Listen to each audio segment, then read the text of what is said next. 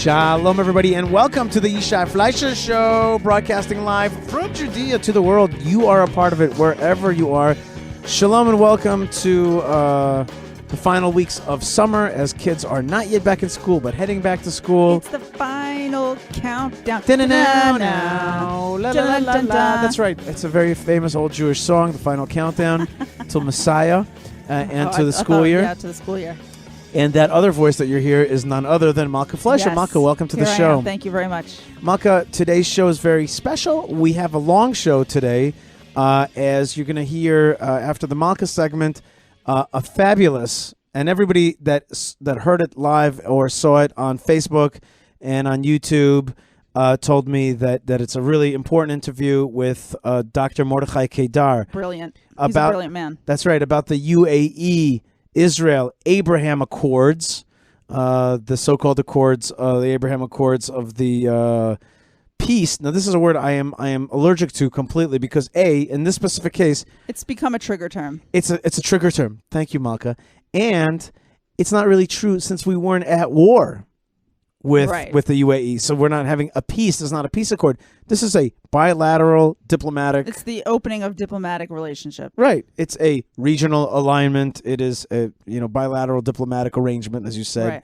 And it's not no peace because we weren't at war. True, but I think we all know that there's like a friction, and so what they're saying is let's get rid of the friction.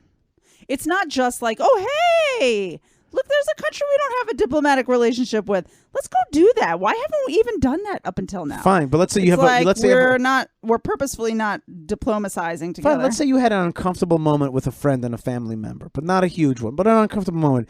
Do you afterwards have a sit-down negotiation for? I don't know what family you're in. In some families. Yeah, I'm just saying it's not the right word, peace, and it also is a trigger word because it means something. I do not think it means what you think it means. It does not. It means something else today, which is that it means land giveaway and the cessation of Jewish sovereignty in Judea and Samaria, which I really want to minimize and really maximize what this is about, which is regional understanding. And by the way, Kedar, that you'll hear on the show today, this thing is actually all about Trump and about helping Trump get elected, because the UAE wants his anti-Iran stance. And so they want him to succeed because they understand that means... Do you think that's really going to affect American elections, though? Do you think Americans are like, well, I don't know.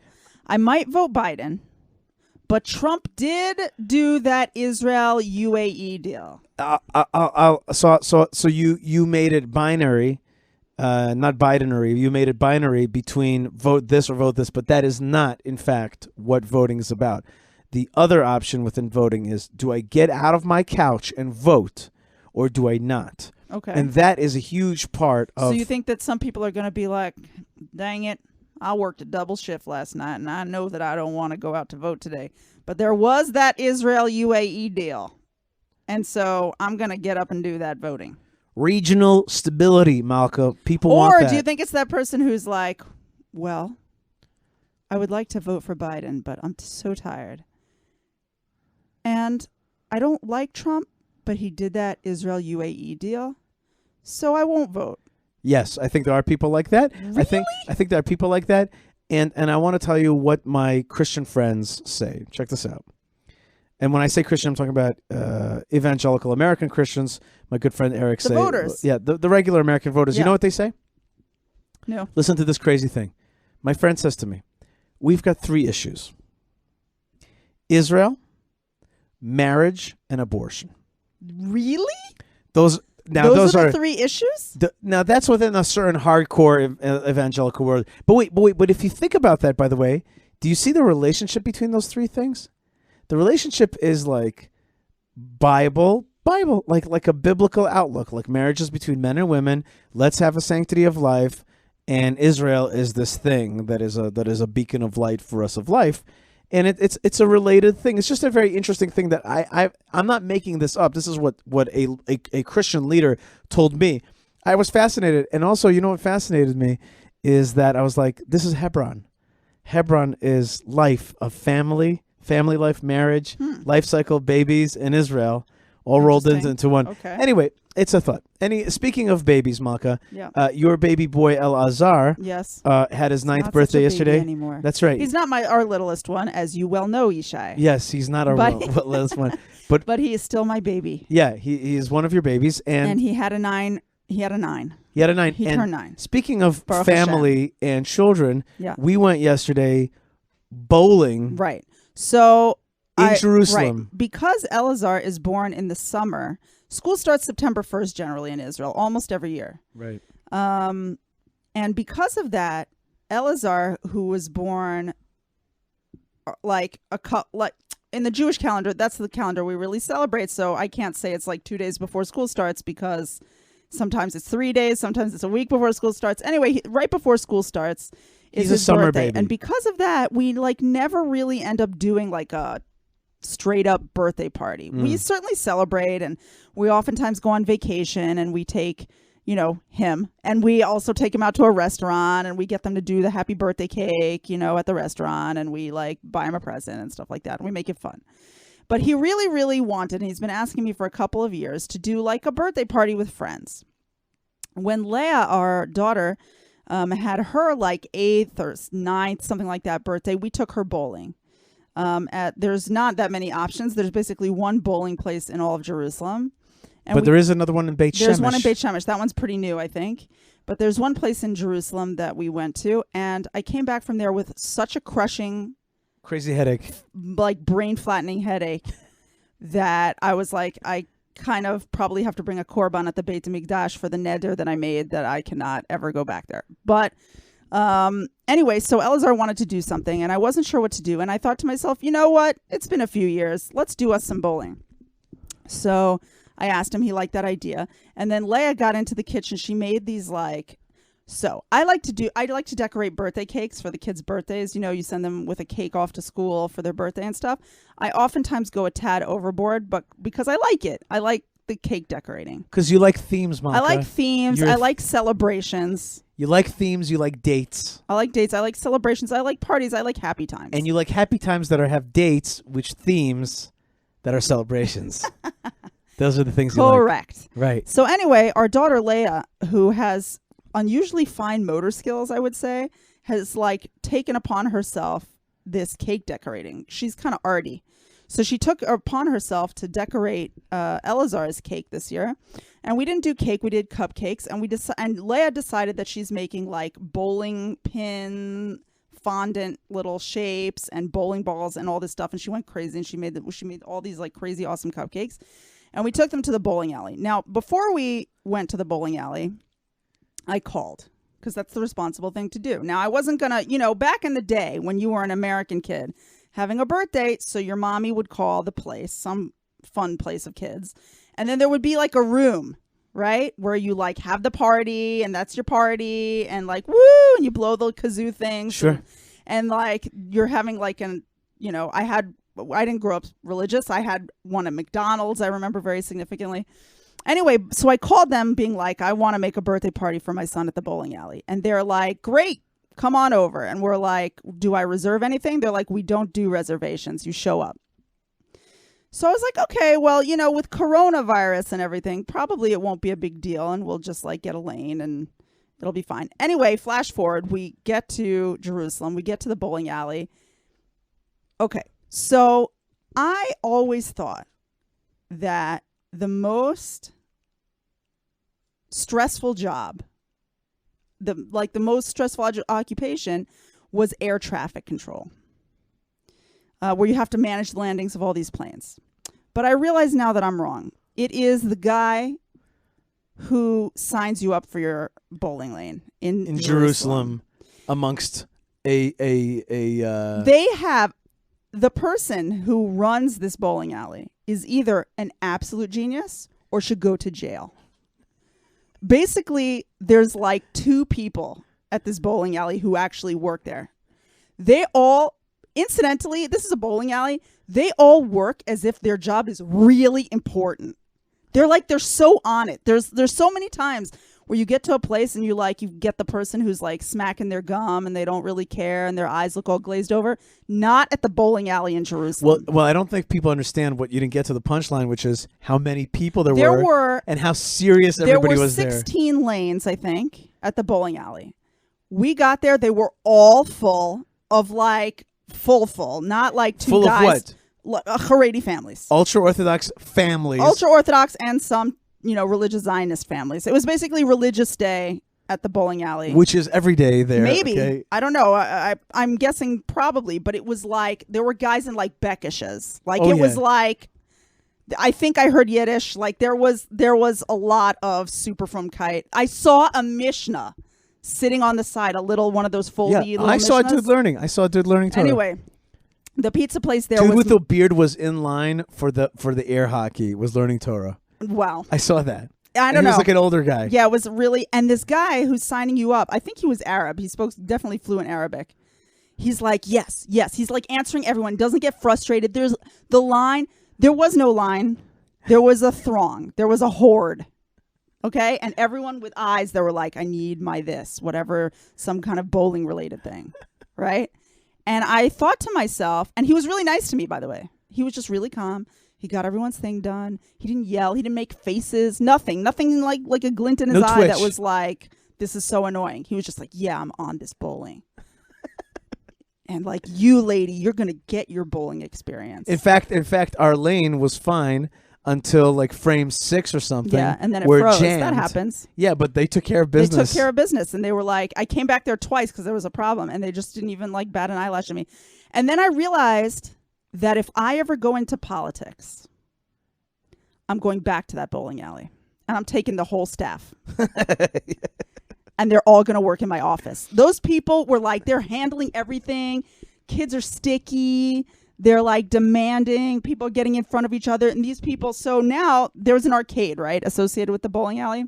And a Mahadran pizza And a place. Mahadran pizza. So we got Mahadran. We had to wait 30 minutes. Now I was thinking to myself, when I saw it at a distance, I was like, okay, this is going to be one of these places that serves cheap cheese, cheap pizza. It's going to be one of those like papery, sometimes you get it in Israel, like bad pizza.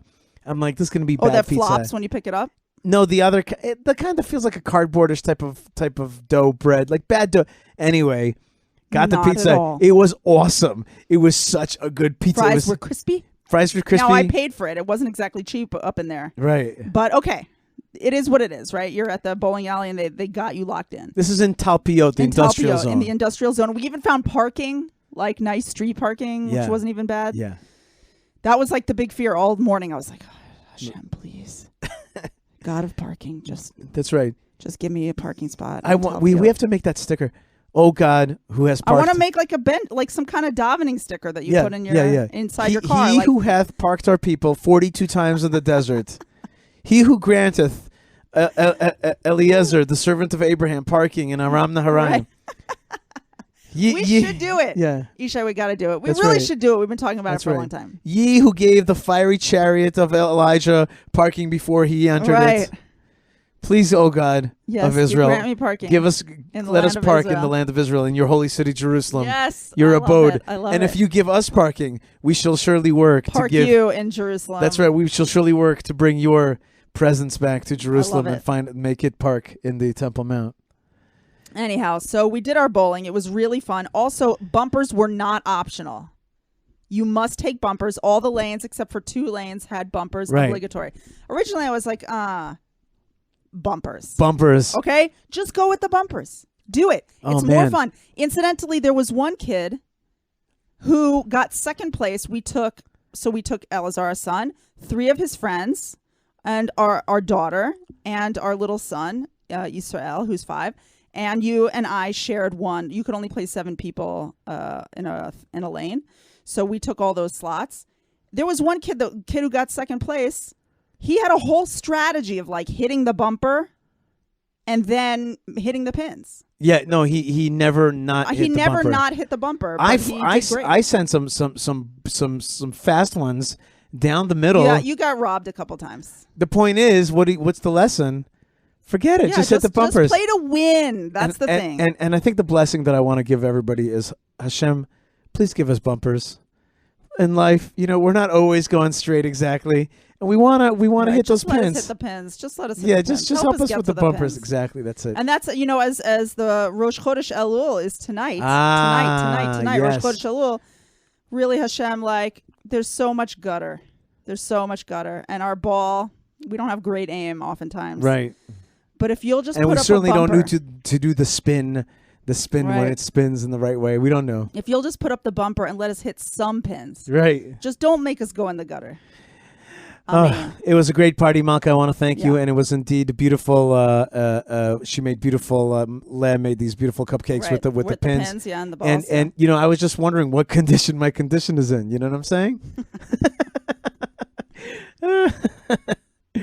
If you know what that's Yeah. from, you can hashtag it. Yeah. Send it to Yishai in his email. Yishai, give him your email address. YishaiFleisher.com, Yishai at the land of Israel.com. Forget it, dude. Let's just go bowling. In any case, it was awesome.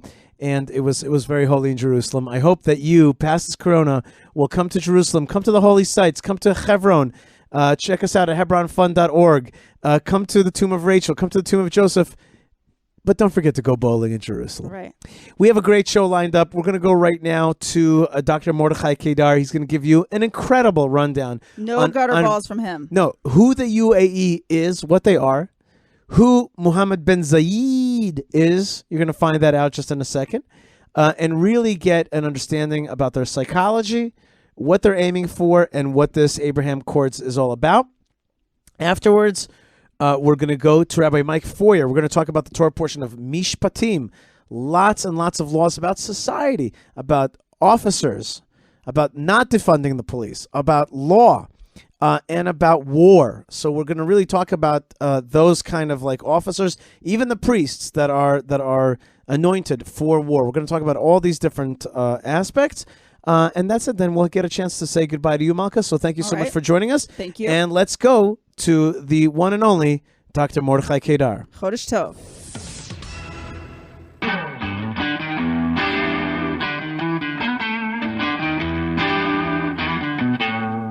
Mordechai Kedar is one of my heroes in this world, and he is quite famous in the Middle East research world.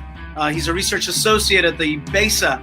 It's the Begin Sadat Center for Strategic Studies at the Bar Ilan University, along with many other research centers globally. He's also the director of the Center of the Study of Middle East and Islam under formation at Bar Ilan. He studies radical Islam and gained fame for appearing on many Arab media outlets, including Al Jazeera. And he has served for 25 years as a lieutenant colonel in the Israeli military intelligence, both in now he serves in reserves at both Northern and Central Command. And he's a commentator on many Israeli and foreign media. And he's really the person who understands the latest reality, the change in reality here in the Middle East between Israel and the UAE, United Arab Emirates. And you've all read the headlines. And so I'm not bringing on Dr. Kedar to just talk about the headlines. You know the headlines. The headlines are that Israel has signed some kind of peace accord named the Abraham Accords with the UAE, with the stipulation that Israel stops the progress forward of sovereignty in Judea and Samaria in the so-called West Bank. That's the headlines. But what's behind the headlines and who are the personalities? Dr. Kedar, thank you so much for joining us and welcome to the show. Yishai, it's my pleasure and my honor to be here. Okay, great. First thing, tell me about these personalities. We heard about MBS, that's Mohammed bin Salman. He's the leader of Saudi Arabia. Now we've got a new guy that I guess a lot of us folks didn't really know much about, and his name is MBZ, Mohammed Bin Zayid. And he's the leader, the de facto leader, I understand, of the United Arab Emirates. Maybe you just want to tell us a little bit, what is the United Arab Emirates? Is it a country? Is it a conglomerate of countries? Is it like the United States, where you have a few different states together? And who is this guy at the head of it? Well, first of all, the United Arab Emirates is an entity which was created in the early 70s, like 50 years ago, when Britain withdrew from the Persian Gulf and learned from their bad experience in Iraq by creating the conglomerate of tribes and ethnic groups and religious groups and the sectarian groups like named Iraq. And this was failing state already. They already saw the problem. So when they got out from the Gulf 30 years later, they left behind them a group of emirates, means entities which are based on one tribe. Each and every one of them is based on one single tribe. And when you have a consolidated society, although small, but a homogeneous society, you get a stable society and you get a stable state and a good state. And this is what they learned from their bad experience in Iraq 1 generation earlier. Mhm. So they created 10 emirates in the Gulf. I mean Kuwait, Bahrain, Qatar, which remained separate until this very day, and another 7 who later made a federation, which is Dubai, Abu Dhabi, Fujairah, Ras Al Khaimah, Ajman, and Qaywin, and Sharqa. This is the last one. All these 10 were given the choice whether to remain separate or to make some kind of a federation. And the 7 decided to make a federation while 3 remained outside. This federation looks more like the European Union than the United States of America. You know, the states in America are not sovereign. New York has no sovereignty. Neither has New Jersey or Florida or Oklahoma or Texas. While in the European Union, France is sovereign, Germany is sovereign, Holland is sovereign, and so forth. These 7 emirates, which are united in the United Arab Emirates, are separate, sovereign, independent from each other. Yet they made this federation, just like the European Union. They united the currency, they united the army, they have one coastal guard, they united the foreign policy, they have one ministry of foreign affairs, they have one embassy in, let's say, in France, and France has one embassy in Abu Dhabi, representing France vis-a-vis all the 7 together. But they did not create one police, for example. They don't have a Federal Bureau of Investigation, means FBI, because they hide secrets from each other. They did not unite the economy. The economy is separate. So they look more or less like Europe, the European Union. Yet they, when it comes to foreign policy, they are very consolidated. They get all the decisions by consultants with each other, and when they come to a conclusion, they do whatever they have to do. The Emirates are What about basically ethnically? What about ethnic? Are they an ethnic? A They united are ethnic group? They are Arabs. They are Sunni Muslims. They are not Wahhabis. They are different sects. However, their culture, their background is Bedouin, like all the other people in the Arab Peninsula. Maybe not the Yemenites, but most of the Arabs in the Arabian Peninsula are from Bedouin background.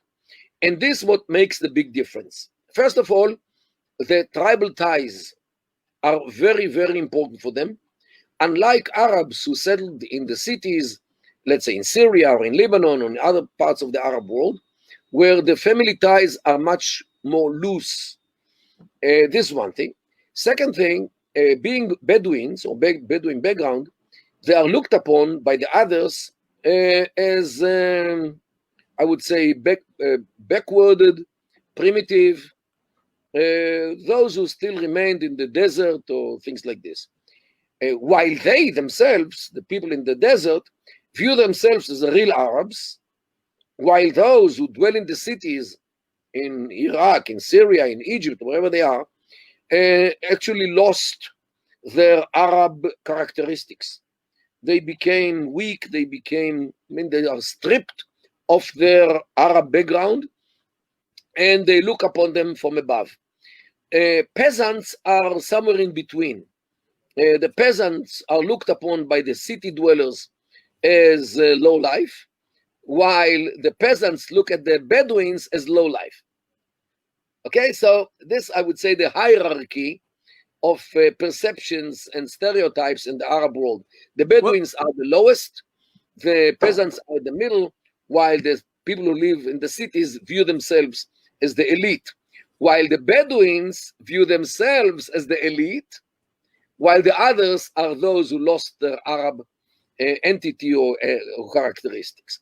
And this Okay, is what about economically? Because that probably also influences. And here comes, when you look at Dubai, it's a great looking town. It's a great looking area.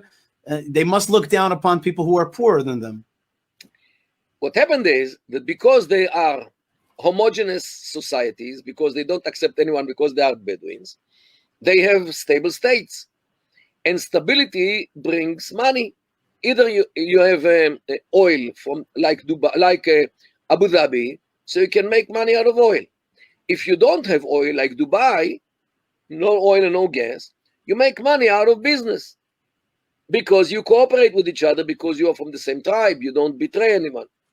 So, being homogeneous societies, each and every one was based on one tribe, actually made them rich countries, while the conglomerates of ethnic groups, tribes, sectarian and religious groups like Iraq, Syria, Libya, Yemen, Sudan, made those countries failing states because of the multiple groups which never lived in peace with each other. So, paradoxically, because they are Bedouins and would not accept anyone else into their country because they are Bedouins, they became very rich because of this, because of the homogeneity of their societies and the stability of their states, and the fact that they have a traditional law which they all follow.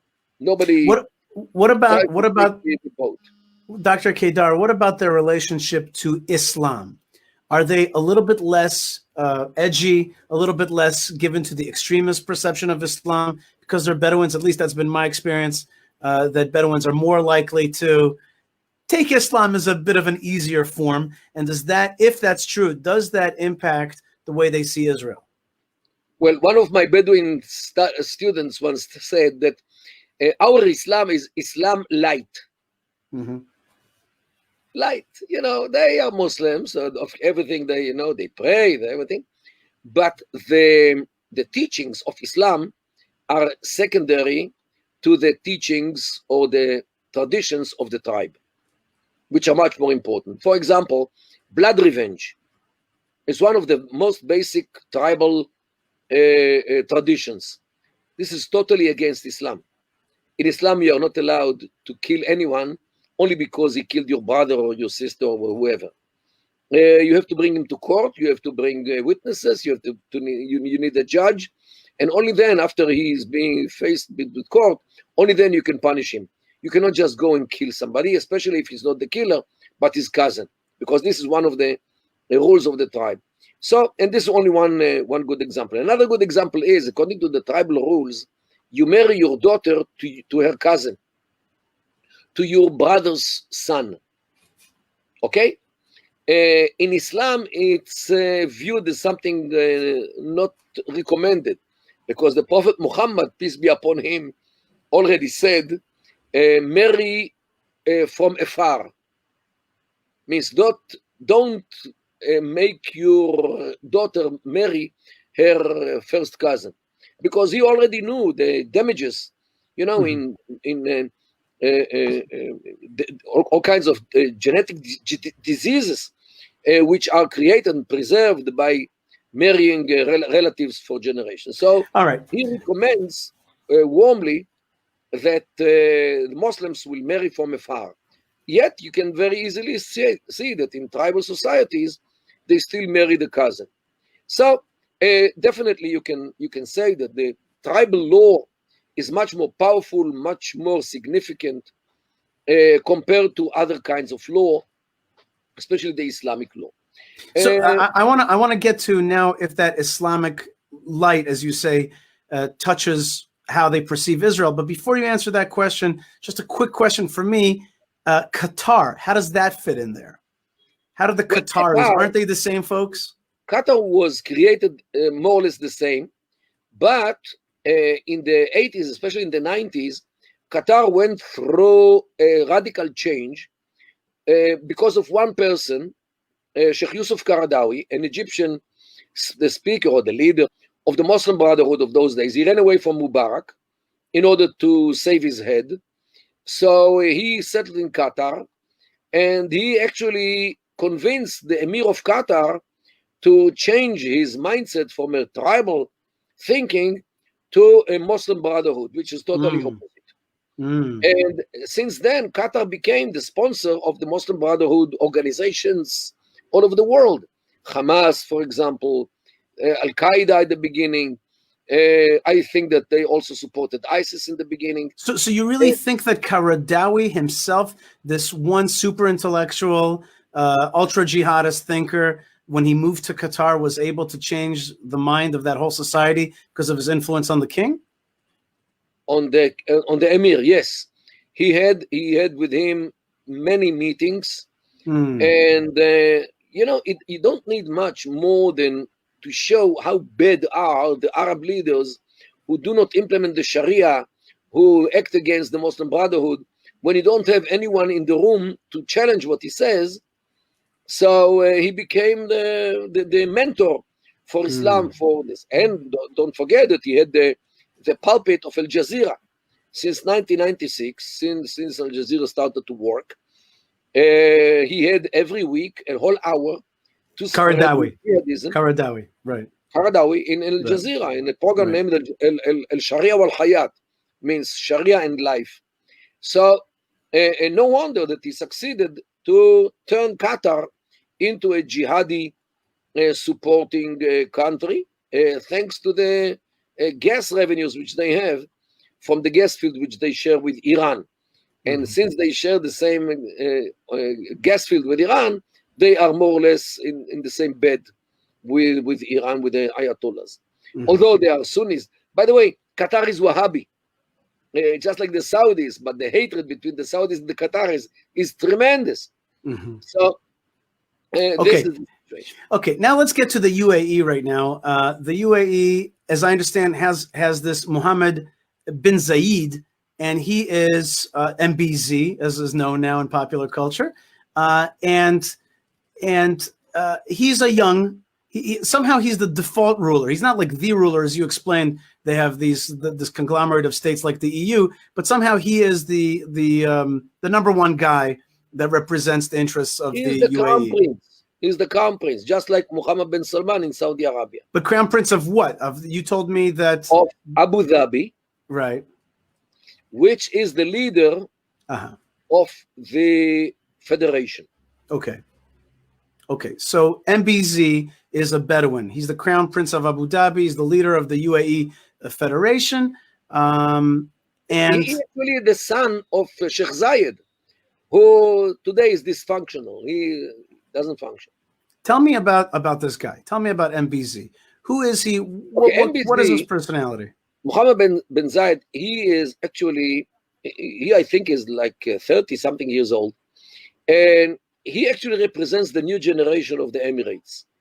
A generation of youngsters, both boys and girls, who grew up in a very, very rich society, who has the ability to buy everything. You should see the cars in the streets: Lamborghinis, Bugattis, Ferraris, Maseratis. Mercedes is for the poor guys. Okay. Rolls Royce. You name a car, a lucrative car, you find them. Okay. They buy the best gadgets, means the most expensive cell phones and whatever there is in the market, because they can. The fashion which they buy is the top of the top. I get it.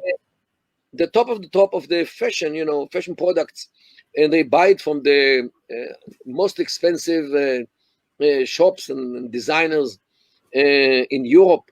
Even the women are buying the best makeup products, most expensive makeup products. I get it. They're super rich. All right. Super rich. Jewelry. There is a market of jewelry in Dubai. There are shirts made of gold. Shirts made of gold. Things which are mind-boggling. And the most expensive lingerie. Lingerie. Okay. I get it. Designs which you cannot get anywhere in the world. All right. So they're very rich. So MBZ is growing up in this. Okay. And they are today, means the citizens of the Emirates today are a very small minority of the people who live in the Emirates, because the majority are foreign workers. First of all, the citizens do not work. All they do is managing their business. There may be some lawyers, some accountants, but all they do is managing the business which they are partners, silent partners of businesses. They do not work in construction. They have people from Bangladesh who work in construction. If they survive after 2 years of working in the heat, they go home with some money. They don't work in garages, because in garages they have the Pakistanis. And, every family with, let's say, 2 or 3 kids need between 10 and 20 workers. One in the garden, one maintains the cars, one cook, one bakes, one make tidy the home, and one takes care of the kids. They have so many servants, and this is only at home. Imagine they need it also for construction and running the towns and running the sewage and running everything which works there. They don't take part in these things. They have foreign workers. Even the police are foreign workers, usually from India. Okay, so this is the society in the Emirates, and Qatar now was building many stadiums for the 2020 soccer, the Mundial, the soccer games. There were very, very bad reports of human rights violations, how they treat the foreign workers. People were just dying like flies because of how they had to work in the hot days of I remind you. My original question is. My question to you is: 50 degrees. Who is MBZ though? Who is MBZ within that? MBZ is actually, he represents the young generation who are more or less free from the tribal thinking, more or less, because I'm sure that his sister will be married to one of her relatives. He won't let her marry somebody from Pakistan, for example, even if he's a good Muslim, because he's, how they say in Arabic, nicht unserer, not from ours. Okay. This is in Yiddish, but all right. Mush minna, they say in Arabic. So they want to invest their money in high tech. They want to invest their money in research. They want to be associated with progress of the world. They have very nice universities teaching in English, because they buy the best lecturers and researchers from the best universities in the world. Many of the, they have newspapers in English, not even in Arabic. They have all some. Right. So MBZ is growing up in all this, and he is, as you were describing, very wealthy, looking towards progress, looking towards high tech, looking towards investment. So within that complex of thinking, what is Israel to them? Oh, it's an ancient enemy of the Arabs, isn't it? Here comes the, I would say, the history of the 30 last years in the Arab world. The Arab world was led by radical countries, especially in the 50s, 60s, 70s, like Egypt, under Gamal Abdel Nasser, who was connected with the Soviets, like Hafez Assad, like Saddam Hussein, like Muammar Gaddafi, who were all subordinates of the Soviet Union, because they thought that socialism and Ba'ath, which is the same, are the new game in the world, and this is, and they were radicals. They wanted to unite the Arab world. You know, Gamal Abdel Nasser wanted to unite the Arab world to one entity, and he united with Syria for 3 years. Wanted to do it with other countries, and this was the radical part of the Arab world, and they actually gave the lead of the Arab League by the radicalism. The traditional countries like Saudi Arabia, the Emirates, Kuwait, Oman, they felt that they are under a constant attack by the radicals, because they were viewed as counter-revolutionary Right. countries, because they are still sticking to the old traditions of the kingdom and the tribe and the Emirates and all these things, and they still wear the traditional kufiya and the robe instead of wearing a necktie and the suit, you know, or instead of fighting against Israel, they don't. And Israel, of course, was the main challenge of the Arab nationhood, and the Arab League was totally against Israel and so forth. And Israel actually was the unifying element for the Arab, or what as they posed it. Yet Saudi Arabia felt always under attack. This is why Saudi Arabia and the Emirates were always connected to Britain and to the United States of America, to save them from the Soviet Union allies in the Middle East, like Egypt, Syria, Iraq, and Libya. Okay, so already then they felt under attack.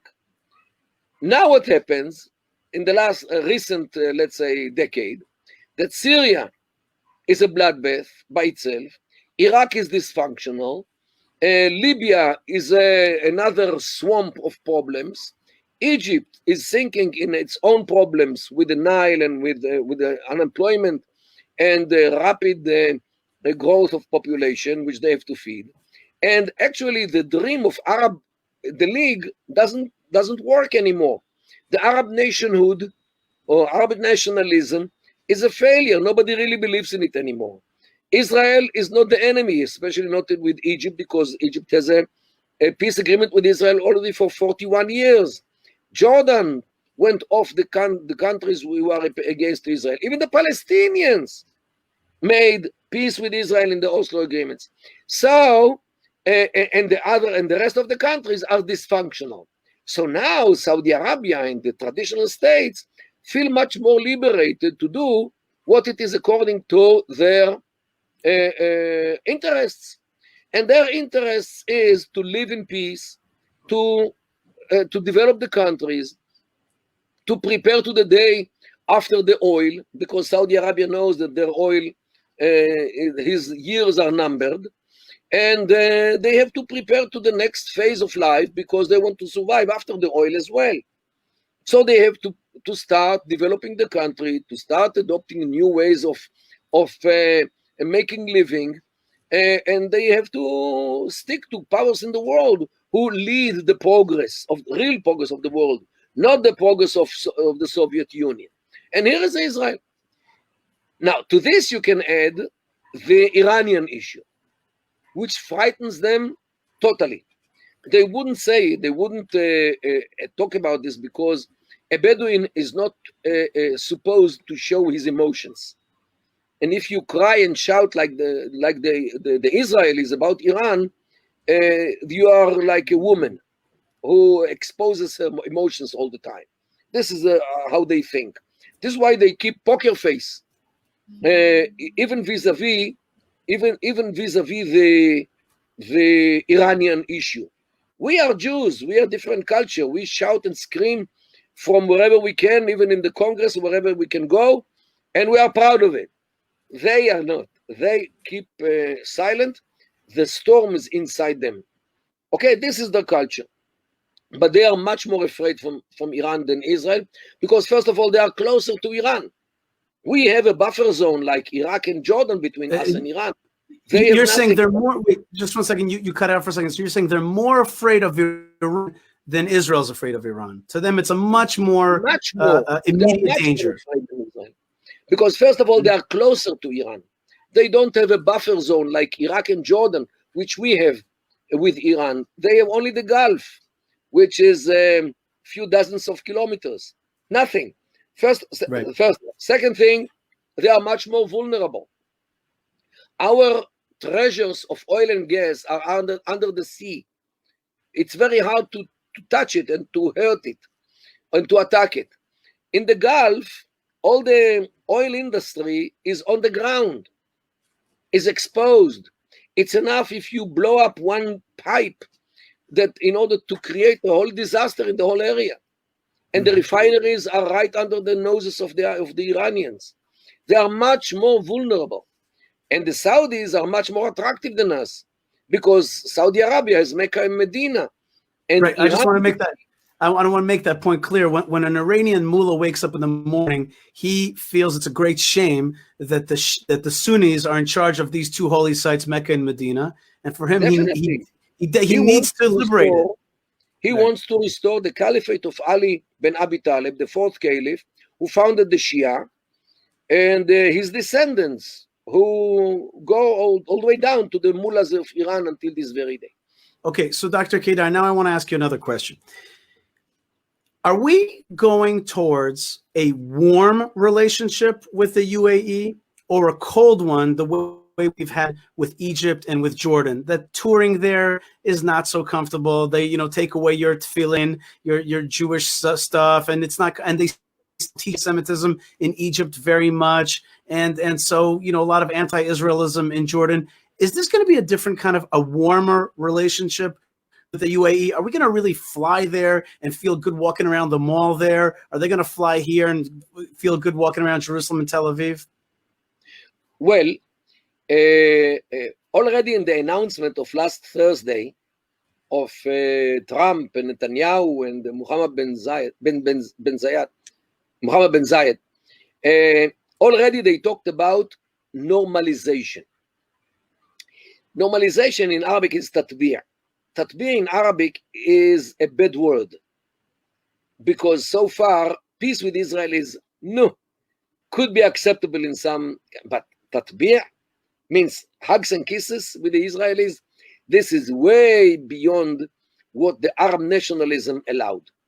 The worst word or term which the Palestinian can use against somebody in the Arab world is mutabbi', means somebody who normalizes his relations with Israel. This is the worst epithet which they can give to anyone. And here comes Mohammed Bin Zayid and declares, yes, we are going to have normalization with Israel. From the beginning, this is something which even the Egyptians have not yet given to Israel, neither the Jordanians. And why is this? Apparently, this is what Netanyahu demanded, according to an article which I wrote and published a couple of years ago under the title, The 10 Commandments of Peace with Saudi Arabia. And there I said explicitly that what we should demand is tatbir and not only peace.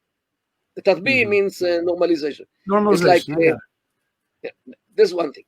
Second thing, don't forget that the Arab Emirates, they have nothing against Israel. They actually share much with Israel. The fear from the Arab radicalism of Gamal Abdel Nasser and all the others. They were in a defense position for many years inside the Arab League because of these radical leaders who were led by the Soviets. And we were as well attacked by those countries. So we share the same thing. And now we are liberated from the threat of Syria, Egypt, of course, and Iraq as well, because these countries are dysfunctional. And they are also liberated from these countries as well. So again, I ask you, this is your language of tadbiyah. Okay, great, the language of normalization. But is that in fact what's going to happen in your perception? Do you think that we're really... Now, another difference that you haven't spoken of yet is there's already a lot of Jewish involvement in the UAE. I have friends who are businessmen in places like Brooklyn, Arabic-speaking businessmen who travel to these places, to the UAE, and they told me this is a completely different Arab country. We feel great there, and there's already been that culture has already created. Is it also going to be that Israelis are going to go to that big mall in Dubai and do the skiing inside the mall there? Israelis, first of all, they go to there anyway. You know, there were some international conferences and games, sports, things, and they accepted the Israelis, even the Israeli flag there and the Israeli national anthem. So it happens already. Don't forget that Israelis can go to Morocco as well, which is another Arab country. That's right. For tourism. Once it was only Jews who were born in Morocco, but now everyone can go to Morocco with Israeli passport and be very well welcome in Morocco. And Israelis do not feel any bad feelings in that place.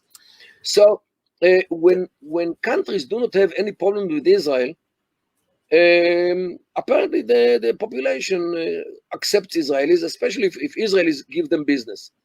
And this is very important, especially in countries like Morocco or Egypt, where business are very much needed by the population. And here as well, the Emirates want to benefit from the Israeli high-tech, from the Israeli developments, Israeli, I would say, thinking from out of the box, which made Israel a startup nation. And they know about Israel because they know that in every cell phone which they use, there are at least 30 Israeli patents embedded in every cell phone. So they know it, and they know another thing. And here comes the timing. Since they are very much afraid from Iran, they want, overwhelmingly, they want Trump to be re-elected because of the sanctions on Iran, because he left the JCPOA, the nuclear agreement of 2015, because Trump deals with the Iranians the way which the Emiratis and the Saudis definitely want him to do. They want him to be re-elected. Now, they already heard that most of the Jews do not vote for Trump for various reasons. And they want to convince the Jews to vote for Trump. And this explains what happened last Thursday. They know that if they now get into negotiations with Israel about the peace agreement, because there is no agreement yet, it's only declaration. And I believe that the end of the negotiations will be like in 2 months. So it will be in October. And the signing of the peace agreement will be on the lawn of the White House between 1 week or 2 weeks before the elections. Mm-hmm. Now imagine President Trump stands in front of all the cameras. On one side, Netanyahu. On the other side, Mohammed Bin Zayid, shaking hands with the three of them, 6 hands together, just like what happened with President Carter and Sadat and Begin in 1979, and what happened with President Clinton with Arafat and Rabin in 1993. Trump wants to reproduce the same picture in order to come to the elections when all the Jews in the United States are very happy that he brought the peace between Israel and the United Arab Emirates. And Yishai, let me tell you something. I will be the last one on earth to be surprised if there will be more parties in this handshake. Oman, Bahrain, and maybe the diamond, Saudi Arabia. Saudi Arabia. Mm-hmm. Imagine Trump stands with Netanyahu, Mohammed Bin Zayid, Mohammed bin Salman, and the Bahraini king, and the Sultan of Oman, and Netanyahu, of course, all together shaking hands, 6 leaders of the Middle East shaking hands with Trump, what will it do to the Jewish vote a week later? And this is, in my humble view, the main motivation of the United Arab Emirates to give Israel not only peace, but normalization. Because this is what Netanyahu demanded. Apparently it was a condition. And he gave them also the fig leaf to cover the shame of waiting with the annexation. Right. Before you get into that, Dr. Kedar, so I want to start wrapping up the interview, but we can't skip one issue, which is the elephant in the room, which is so-called Palestine and the Jewish sovereignty in the same area that there would be a Palestine, which is the ancestral Jewish homeland of Judea and Samaria, the so-called West Bank. And supposedly, part of this agreement is a freeze, a moratorium, or a cessation of the assertion of sovereignty by Netanyahu, which he promised in 3 different elections, in Judea and Samaria, of the Jewish communities, the 500,000 Jews that live in these places. And that's supposedly part of the agreement. And that's been nationalist leaders, right-wing leaders here in Israel have spoken out against that, and there's been some backlash. And here's the real question: Is the UAE's demands that Israel stop annexation, is it lip service towards a Palestine so that they could get the Arab street to accept this normalization with Israel, saying, look, we stopped them from annexing so-called Palestinian land? Or is it really something that's deeply important to them, that Israel does not accept these parts and that we go towards a two-state solution and indeed see a Palestine emerge on this land? Which one is it? Look, they know that there is a limit to what they can do. If they come and say, hey, because of this peace, which the Palestinians, of course, they objected overwhelmingly, both Fatah and Hamas. If we can come and say, hey, because of this peace, Israel does not, for time being, claims sovereignty over parts of Judea and Samaria, this is something which might give them some cover or fig leaf to cover what they do. Of course, the Palestinians do not buy it, because the Palestinians already know that there are big differences here in Israel vis-a-vis this question. Gantz doesn't like it, Ashkenazi doesn't like it, never mind the others. And even in the American administration, there is no consensus about if Israel should annex or spread its sovereignty over parts of the Judea and Samaria or not. So they went into this crack inside the Israeli political system, and they say, okay, our achievement is to postpone this thing, and yes, it is a fig leaf, but still they believe that this might work forever. Now it all depends on the small print of the agreement. And now here I must warn everybody. As good as it looks like, we should always bear in mind that Israel already had some kind of agreements with Qatar and Tunisia as well. These agreements were during the 90s to open Israeli commercial offices in these countries with Israeli flag. It's not an embassy, it's not a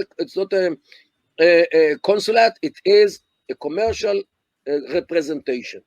The lowest representation which could be. But it was still official, and people from the Israeli Ministry of Foreign Affairs were working in these institutions.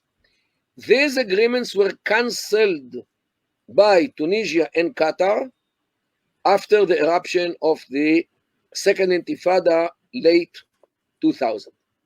Means an agreement can be cancelled, can be breached.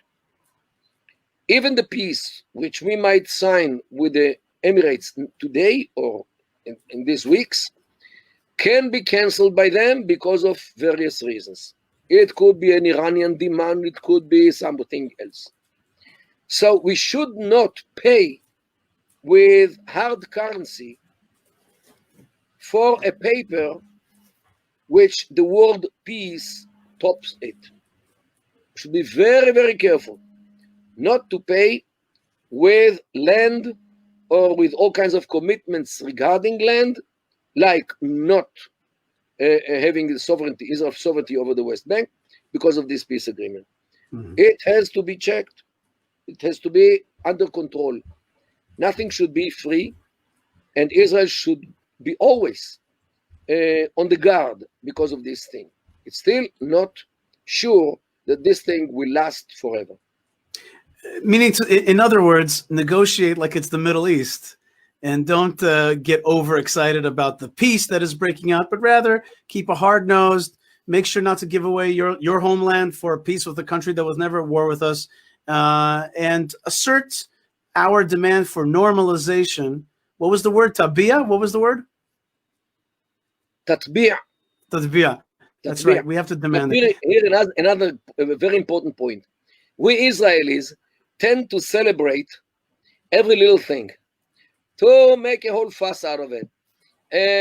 Historic event, historic agreement, historic declarations, new Middle East, new horizon, the new sun, all these expressions which Israelis, politicians and journalists as well. And we do not understand, means Israelis do not understand that the more heroic you turn the event, the more you have to pay for it. Right. I understand. We all should keep very low profile about this. Very good. Not show our emotions. Even if we want to be happy, but inside you. Very Don't good. show, because like, in every transaction, if you show in the market that you want some kind of merchandise, you'll have It's to going to pay cost more. you. That's right. It's going to cost you. You raise the price. While if you say, hey, I don't need it. I live for 72 years without you. We don't really need you. What do you pay us for this? Okay, this is a different approach. However, Israelis are so obsessive to be loved by others, so they don't control themselves. Immediately come the question: did he smile to us? Did he shake Netanyahu's hand? How long was the handshaking? As if you want to see how fast his heart beats. So Israelis, get crazy when they see any kind of emotion, and we should stop doing it, because we behave like emotional people who can be very easily blackmailed. And this is unfortunately what happens with us for many years since we began to speak to Arabs. Very good. We should always keep poker face and say constantly, guys, we don't need the peace with you. We are a flourishing country. We are a vibrant society. We are a full democracy. We know even how to judge our presidents and prime ministers. And we know how to put them in jail if needed as well. And we are part of the OECD. And we are a developed country. And we are a stable country. And we won all the wars against you. So we don't really need the peace with you. What do you give us for peace? And this should have been the approach to peace in the Middle East, between us and the Middle East. Dr. Kedar, there's somebody wrote here in Arabic. I just put it up on the screen. Will the Israeli worker have an opportunity to work in the Emirates? It all depends on the agreements. The same thing, will people from the Emirates could work in Israel? Look, I think, or I'm sure, that businesses will be able to cooperate. Already, there are investments from the Gulf Emirates here in Israel. It was published that a company from the Gulf invests in research and development of medications and vaccine against the corona. So you have it already before the agreement was even signed. So here we are. Another one. We Moroccan always love our Jewish. We miss those who left Morocco in which they state, Sir Jimmy Merlino, the same thing I hear from Iraqis, not Jewish, Iraqis who regret for the fact that they mistreated the Jewish community in Iraq. So the Jewish community ran away in the 50s. The same thing I hear from Syrians who regret for their attitude to the Jews, and they pray for the day that they will have the Jews again in Syria. And so it is in Tunisia and in Libya as well. Yes, the situation today in the Arab world is so dire that they are praying for the days that Jews were there, when the attitude to minorities which was much better. Okay, Dr. Kedar, last two comments that I'm putting up from Facebook and from Twitter and from YouTube. Here's another comment. Wait, this one, that's not what I meant. Here's the one. He says, go ahead, you can read it. So we could learn from the Arabs, keep our emotions inside, hide your cards. I couldn't put it in a better way. Definitely. If you show your cards, you lose the game. Mm-hmm. And here's one more, which, go ahead, you can read that. Thank you, Dr. for your expertise. Thank you for listening. Mr. Rodriguez. That's right, Dr. Mordechai Kedar. There are tens and tens, maybe 60, 70 comments here, really thanking you for your analysis. Dr. Mordechai Kedar is a research associate at the Bessa Center for Strategic Studies at Bar Ilan, along with many other research facilities worldwide, globally. He's also the director of the Center for the Study of the Middle East and Islam under formation at Bar Ilan. He studies and teaches radical Islam and gained fame for appearing on many Arab outlets in Arabic, not in English, this outlet, including Al Jazeera, very famously. Check it out on YouTube. And he has served for 25 years as lieutenant colonel in the Israeli military intelligence and continues to serve in Northern and Central Command as a commentator on Israeli and foreign media. And I want to thank you very much, Dr. Kedar, for being with us here today on the Yishai Fleisher Show, and for a very useful and informative interview that helps us understand these moves forward, and not only understand them, but also you've given us important advice at how to approach so-called peacemaking in the Middle East. Yeah, and the main point, learn to speak Arabic. It is very important to speak to the locals in their language, because you speak like in English, it's like the British occupation or British colonialism. They don't like it. Right. Speak to them in Arabic. And with that, Dr. Kedar, I actually want to finish up with, thank God you just reminded me with the last question here. And I want to keep this discussion under an hour, so we just have a few minutes left. The name of the upcoming treaty with the UAE has been called the Abraham Accords. Now, for us, for Israelis, this term, I think, is a big win, because one of the efforts to undermine Israel has been to paint it as a white European colonialist. Now, the minute that you use the term Abraham Accords, you are reminding people, we, the Jews and the Arabs, are the children of Abraham. And you're putting us on an even plane, that we are a Semitic people, we are a regional people, a tribal peoples, all of us here, and that we have this kind of relationship. So for me, where I work in Hebron, at the Jewish community of Hebron, the tomb of the patriarchs and matriarchs there, Abraham is buried there, and Arabs and Jews both understand that this is our forefather, this is the Abraham that kind of brings us all together. Is this term a term that's real in the Arab minds around the region? Can they accept that we too are the children of Abraham? Even the Iranian Khomeini,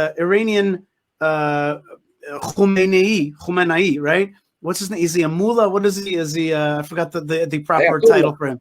The Ayatollah. That's right. The Ayatollah. I'm sorry. The Ayatollah Khomeini recently wrote that one of our enemies is the children of these children in the Quran, the children of Israel, Bani Israel, and he basically legitimized the idea that we are the original Jewish people, the children of Abraham. And I wanted to ask you, is this a useful terminology when we use the term Abraham Accords, or is this just for the Western ears, a useful one, for the Christian evangelicals thinking we're the children of Abraham? Who really benefits from this term? Well, definitely, if you say that you are just like them, the descendants of Abraham, you actually declare that you are Ibn al-Balad, means the son of this place, the son of the country. Means they are not the only ones, we are also. However, those who oppose us keep saying that we Jews of today are not real Jews, because we are the descendants of the Khazars or the Khuzars who converted to Judaism. They are Europeans. That's why we don't look like them. We look like more like Europeans, especially those who look like Europeans. So that depends who you are. If you accept the Jewish people here in this country, you will agree that they are the descendants of Abraham, therefore they have also place here. While if you don't want them here, you will declare that they are not the descendants of Abraham. They are fake Jews who converted to Judaism in the 16th century, and the original Jews actually dispersed and nobody knows where they are today. Very good. So we should use this terminology in your mind? We should keep pushing this term, Abraham Accords? Of course, this is a good accord. It's a good name. It actually gives Israel and us Jews the legitimacy to be accepted here as Abna al-Balad, sons of the country. Very good. I like that very much. Okay, Dr. Mordechai Kedar, I want to thank you. I know that you have other work to do today. Rafi writes, we are blessed to have someone like Dr. Kedar. Indeed, we are. Thank you so much for joining us on the Yishai Fleisher Show. And thank you for helping us understand our beautiful and amazing Middle East. May the children of with a poker face and without too much emotionalism, may we indeed see the day that the children of Abraham can come together under the Abraham Accords. Thank you again, Dr. Kedar. Thank you so much, Yishai. All right, folks, that was a lot of fun to have Dr. Kedar with us. What an awesome person he is. What an awesome and knowledgeable person he is. I want to thank you so much for joining me on both Facebook and YouTube and Twitter and on the Land of Israel Network and on my podcast, The Yishai Fleisher Show. Please support The Yishai Fleisher Show and help me get great people on like Dr. Kedar. And I see a lot of people asking for Dr. Kedar to come on the show again, and we certainly will do that. So help me keep broadcasting by going to yishaifleisher.com/donate, and also by going to yishaifleisher.com and signing up for the weekly email, which has a ton of excellent information. And I also, since we talk about the Abraham Accords, I want to recommend that you go visit Hebron by going to hebronfund.org. This is the place where Abraham is buried. This is where actually Isaac and Ishmael, the father of the Jews and the father of the Arabs, together buried our joint father Abraham. And we at the Hebron Jewish community and our aid through hebronfund.org make this tough place to live a continued reality until such a time as we will indeed have Abraham Accords. I want to thank you so much for all of your fabulous comments, which have really added to this program. And I hope that you will share this program with others by sending a share link to everybody who needs to know more about the story of the Middle East. And also write me an email, yishai@yishaifleisher.com, letting me know what you like, what you don't like. I just want to thank you very much for being with me. Lots of love and lots of blessings from Israel, the land of blessings. Shalom, shalom.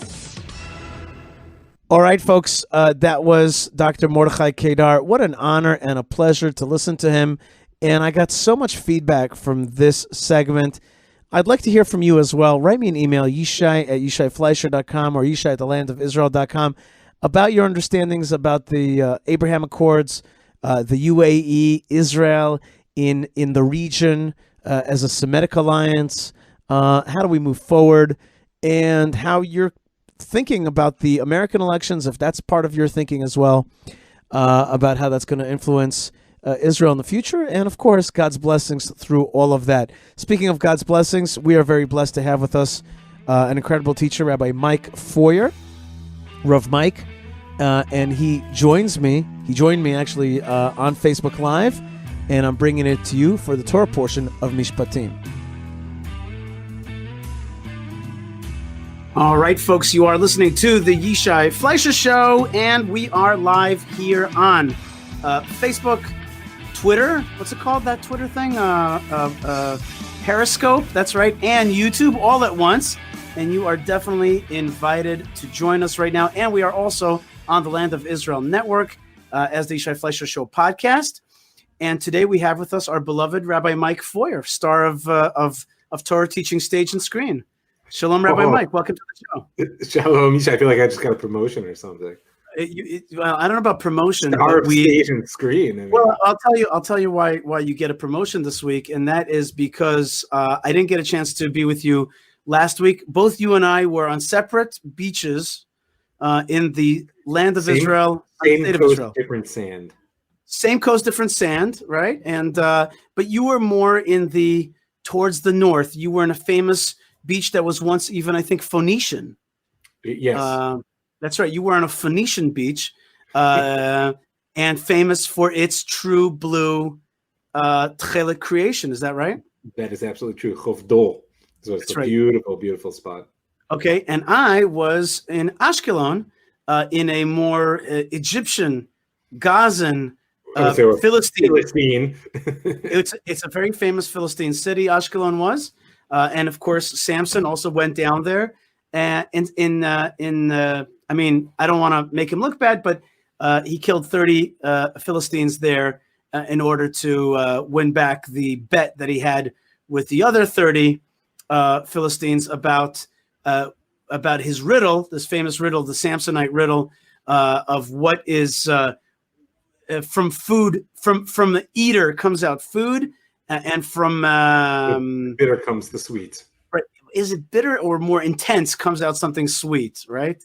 Right. And that, of course, is the famous the famous riddle of the torn lion cub, which a hive of bees set up shop there and set inside and made honey.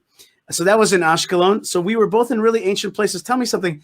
Do you get the feeling when you like me? Do you get the feeling when you're swimming in a beach like that? Do you hear the past, especially in light of the fact that you are a historian and are the head of the Jewish Story podcast here on the Land of Israel Network, jewishstory.co.il. Do you also feel like you're swimming with those Phoenicians or swimming with those Jews that made the blue dye there? Do you get that feeling? That's funny you say that, because I was trying to really impress upon my kids how that what we were doing by vacationing, and it's really a huge blessing to be able to take a little bit of a break together with the kids, it was fulfilling the dreams of so many of the people that had been standing on that very spot, a couple thousand years ago. That try to connect to, imagine if they could see us now as we look at the ruins of where they lived, and we're playing in the tidal pools and seeing little crabs and fishies and whatnot. So yeah, it comes up. In Chovdor, they have found pits of the boiling of the snails that were used, the Murex trunculi. Did I say that right? The Murex shell, in any case, that makes this tchelet, the tchelet blue string on the tzitzit. They've even found the physical lining of those pits with the dye in it. Yes, it was one of the major points of argument for arguing that this is indeed the true tchelet and not a different type of dye. Mm-hmm. And if anybody is interested in getting some of that dye today, please visit tchelet.com and put in coupon code Yishai, and you'll get, I think, 5% off. But I'm negotiating for more for you out there, so you can get your tchelet.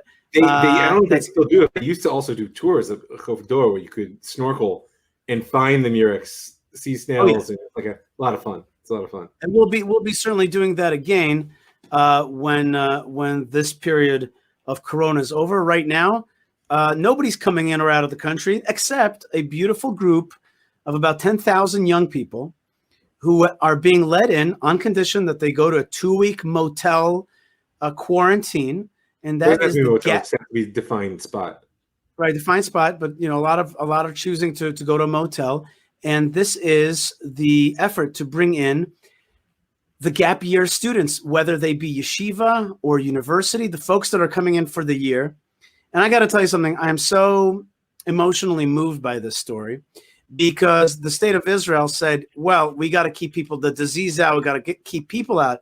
But these people, this is their one chance in life to come and spend a year in Israel. And we're not going to stop them. We're going to help them make it happen. And these are not just tourists. They are here for the year. and they made every government effort to make that happen. And the doors opened up, and they are coming in right now. And I saw a picture of Rabbi Waxman from Shalabim welcoming his students for the year. And I just thought to myself, this was an effort to open up and to make sure that the next generation is going to be touched by Israel and not going to miss their year to connect to the life of Israel. I mean, I'm personally grateful because I'm the faculty part of this, a faculty of Pardes Institute, as you know, and we were on pins and needles to know would our institution actually survive. I mean, was it going to be a loss? You know, and an educational institution that closes for a year rarely reopens ever again. And lo and behold, we actually have more full-time students this year than we had last year. That's amazing. Yeah, it's a testimony to both the recruitment and also to the fundraising, to making it happen. It's a fantastic effort. So you're going back to Pardes starting very soon to it's going to teach be physical. complex. Yeah, it's going to be complex. I mean, the mess and the separation and the indoor, outdoor, Zooming, but we're doing it. We're doing it. We're making it work. Speaking of Zooming, I called today the internet company, the internet provider that I have in my house, which is called HOT, spelled Hey-Vav Tet. I resent, there's a lot of signs in Israel in English, so I a little bit resent that. So I call it HOT, H-O-T. By the way, speaking of English and Hebrew signs, yesterday I went bowling. Bowling. No. Yeah, bowling. Yes, I saw your tweet with it when the going gets tough, go bowling. That's right. And I was bowling in Jerusalem yesterday with an immense amount of ultra-Orthodox Jews, all wearing face masks and all just having the time of their life. And I want to tell you something. They were bowling, and women and men, and there's a Glad Kosher, Mahadran Kosher is more correct, pizzeria there. And air hockey, and video games, and it was for my son's 9th birthday, and we had a great time there yesterday, and it was just fun to. That's right, and I just want to explain to people that if you come to Israel and you ask anybody about bowling, they won't know what you're talking about. They know bowling. It's just an awkward mispronunciation. And it reminds too much of the word bowel.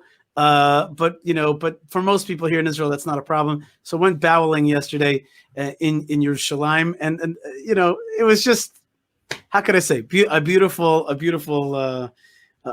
feeling. Now, in order to keep Jerusalem safe, we've got police, border patrol, and other kinds of security apparatuses. In fact, just yesterday, we had an attack in the Old City, an effort to stab a border patrol police officer, and the culprit was shot. I think was killed, or maybe in critical condition. I don't remember.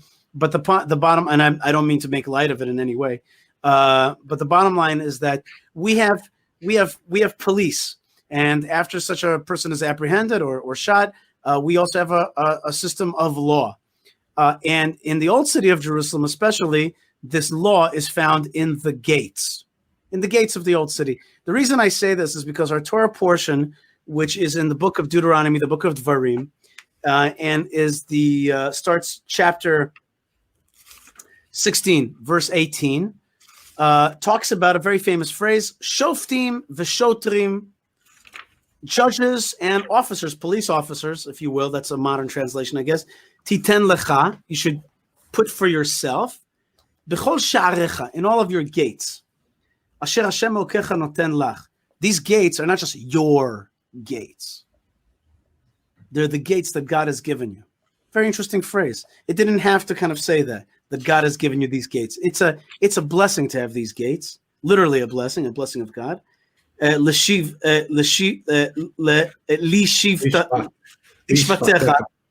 For your tribes, that He has given you these lands, and these judges and officers have to judge the nation a judgment of justice. Sounds good. Sounds really good. First thing is the question of why does it say in all of your gates? Not in all of your dwellings, not in all of your cities, but all of your gates.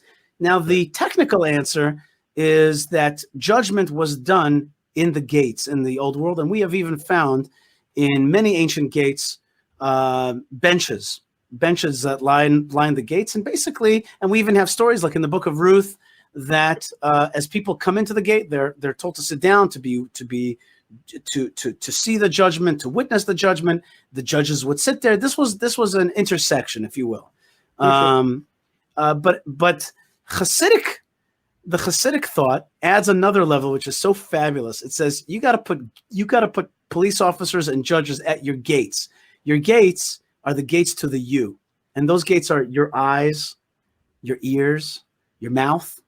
Yep. You got to guard what comes in. And what comes out. You got to guard what comes out.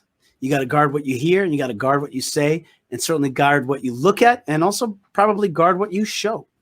And so that is the added value. What do you think about the guards and judges at the gates? Excuse me, at the gates. I mean, as you're describing, this is the essence of civilization, and I don't think it should be taken lightly. This whole parsha actually gives, at least in a cursory sense, an examination of all the models of leadership that the Torah really considers.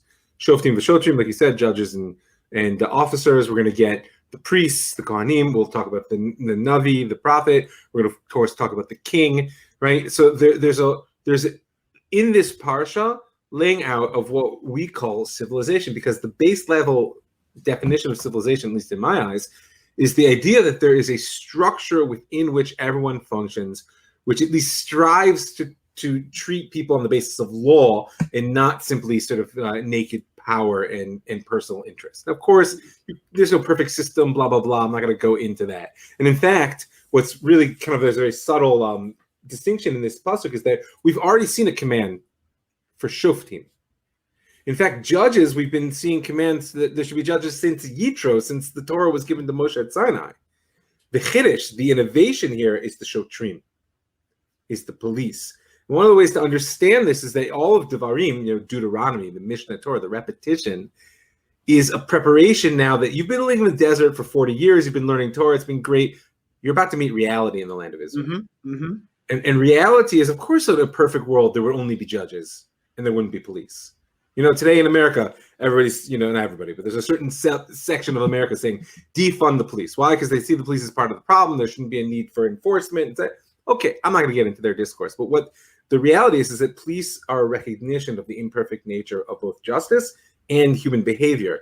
You need somebody to back things up, because not everybody does things because they're right. A lot of people do things because they're afraid, right? Or because they feel threatened. And the reality is, never forget Max Weber's definition of the nation state, which is a monopoly on the legitimate use of force to maintain order. Mm-hmm. You gotta have police if you want your courts to survive, he said, because that's the nature of the beast. And so that is important to me. And the other thing, which I think we're going to pick up in the next few verses, is, of course, the burning question here is, what is mishpat tzedek, right? Because mishpat is the activist judgment. Tzedek is justice or righteousness. It's an absolute standard. Right, and one of the problems is that these are words that get thrown around. Again, you look at everything that's happening in the protests in America and a lot of the social upset. People want justice, they want justice, but there's no live discussion of what that word actually means. Right. In fact, I think an active attempt to suppress that discussion, because the reality is there's no consensus, and therefore you have to get into a real values discourse if you want to get anywhere. Yoram Chazoni has a very long article that just came out. I just read it. I got it off your Twitter feed, actually. Oh, yeah, it's good, right? It's very serious article. And one of the points that he makes is that Marxism has a powerful claim, which that societies have oppressed an oppressor. But one of the critiques that he points out about Marxism is that while it's a kind of open-eyed critique of society, it's the other side of it is a very lame answer, which is, oh yeah, when the oppressed will seize power of the state, then they'll get rid of oppression. And the many examples of the so-called oppressed, like, for example, in Russia, where the workers, destroyed the the Romanov what do you call it, Tsarism, I don't know, the Romanov dynasty, the people that took over, the folks, the Tsars, the Romanovs were quite harsh on the people, but the people that took over were far from better. You know what I think of? You know what the image that sticks to me? I know this will touch you. I think of the Arabs of Gaza torching the greenhouses that we were forced to leave behind when our brothers and sisters were taken from their home. Let me get into the justice or injustice of this disengagement. Just that image. It's like here they forced us to leave behind what could have made the Jews of Gaza were growing incredibly. It was a productive economically and agriculturally, and here these people that were supposedly the oppressed, who gained power in that movement, what did they do? Destroy. They destroyed. Yeah, no, Chazoni's point is well taken, is that Marxism works very well as a critique, but it's lousy as a means to construct society. And that's, by the way, always true, because deconstruction by definition can't build. Never forget that. Listen to the word. Deconstruction by definition cannot build, because to build something means you have a bedrock belief, which you will decide or you will believe or something is non-negotiable, because otherwise you have nothing to build on. Right, and that's where the conservatism that Chazoni advocates is something which, consciously or not, anyone who builds a society has a conservative element upon which they're building. Right, that's a very interesting point. The revolutionaries have built societies, but they've been exactly the opposite of what their claim is. Well, they're always better at destroying societies than building them, because in the end they have to reach for the reactionary stance just to build. By the way, I'm going to say I want to say something political, but I'm going to. Yeah, but I'm going to say something about American politics, which is not usually less common. Okay, fair enough. Yeah, less common, and I don't want to overstate the case, and I don't want to get too much into it. I just want to make a little point and put it all out there as a thought. This is all you framing. You're shutting me down when I want to respond. Not you. I meant the people out there. I'm not saying this with.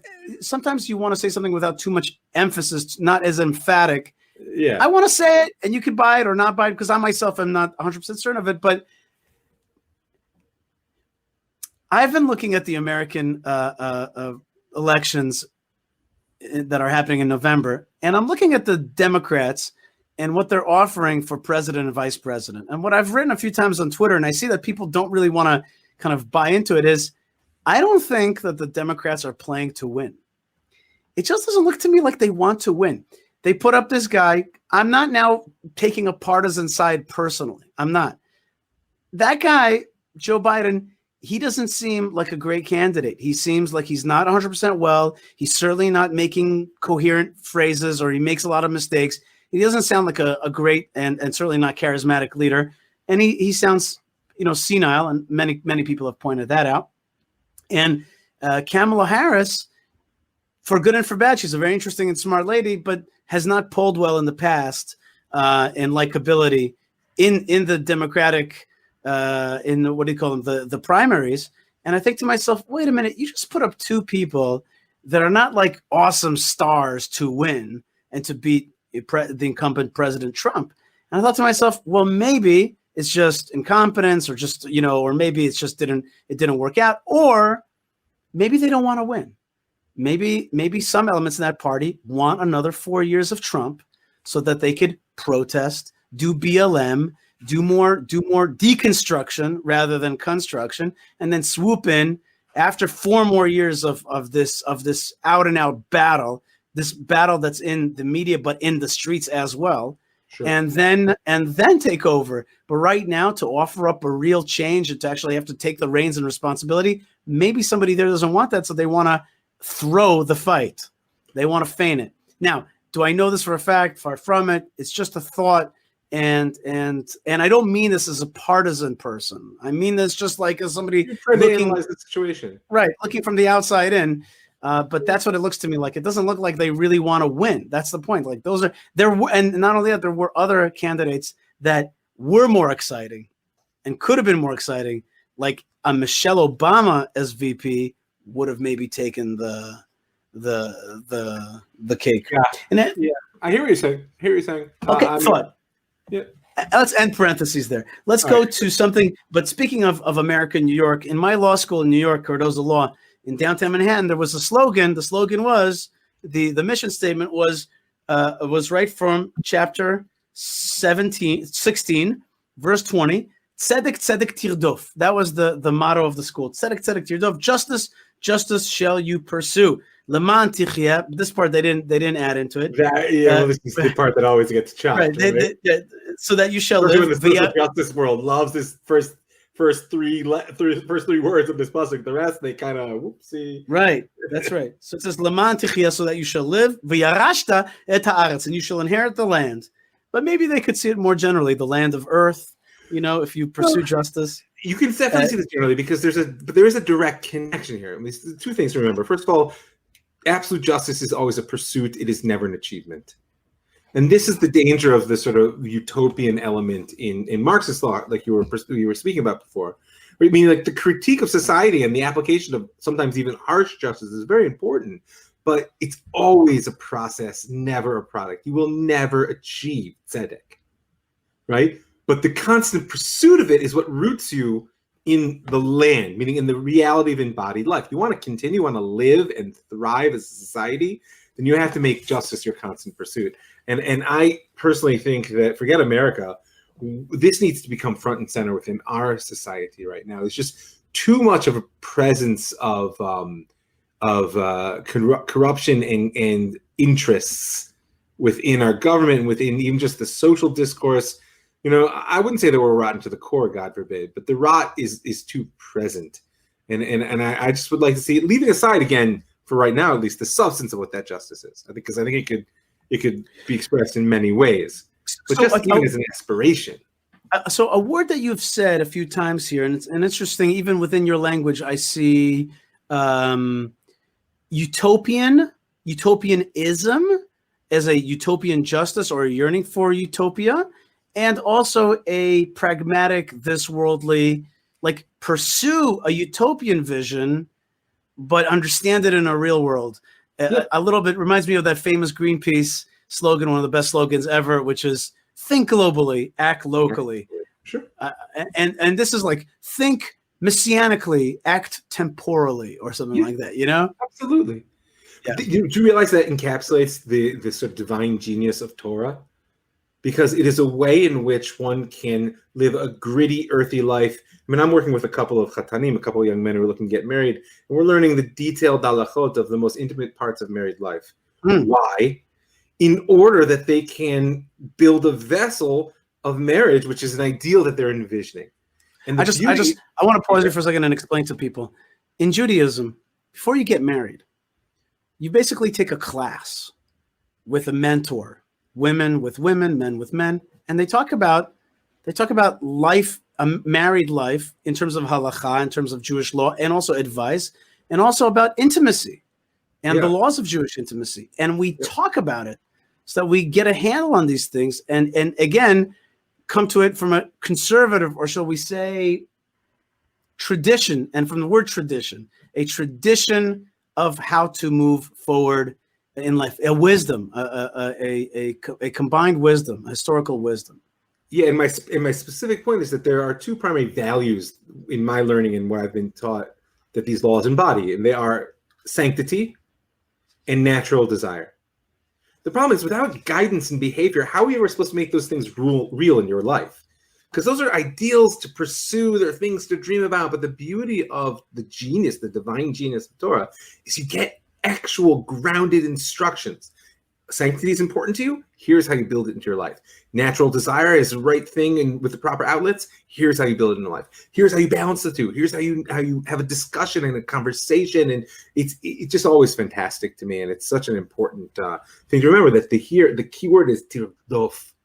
It's a constant pursuit and never an achievement. Very good. Okay, and this the question of utopia brings me to the next verse that I want to talk about. Chapter 17, Book of Dvarim, Torah portion is Shoftim, verse Tet, which is verse 9. This part, and this is a recurring theme in this Torah portion, is about today. Bring the law to today. Deal with the priests, the judges, the cops of today. Yeah. And it says like this: Ubata el kohanim haleviim ve'el shofet you're going to come to the priests, to the Levites, and to the judges. Asher yeh b'yamim hahem. That'll be in those days, or in your days, whenever you're going to be reading this. V'darashta, and you'll demand law, demand justice. V'yigidu lecha et dvar hamishpat. They'll tell you the law. Meaning to say, Moses is saying, like, deal with the judges of your time. Yeah. Don't just hearken back to some kind of perfect utopia or previous time. Deal with the stuff that you have. And then it continues, V'asita al pi hadavar asher yagidu lach, and do according to the thing that they tell you. Mina makomahu, from that place, which is the Temple Mount, asher yivchar Hashem, which God will pick, v'shamata lasot kechol asher yerucha, and keep to do exactly which they instruct you. And later on, Moses is also going to say there will be a prophet in your time like me, a prophet that will come from your brothers like me. Deal with him. Listen down the line. Don't make a cult of the past.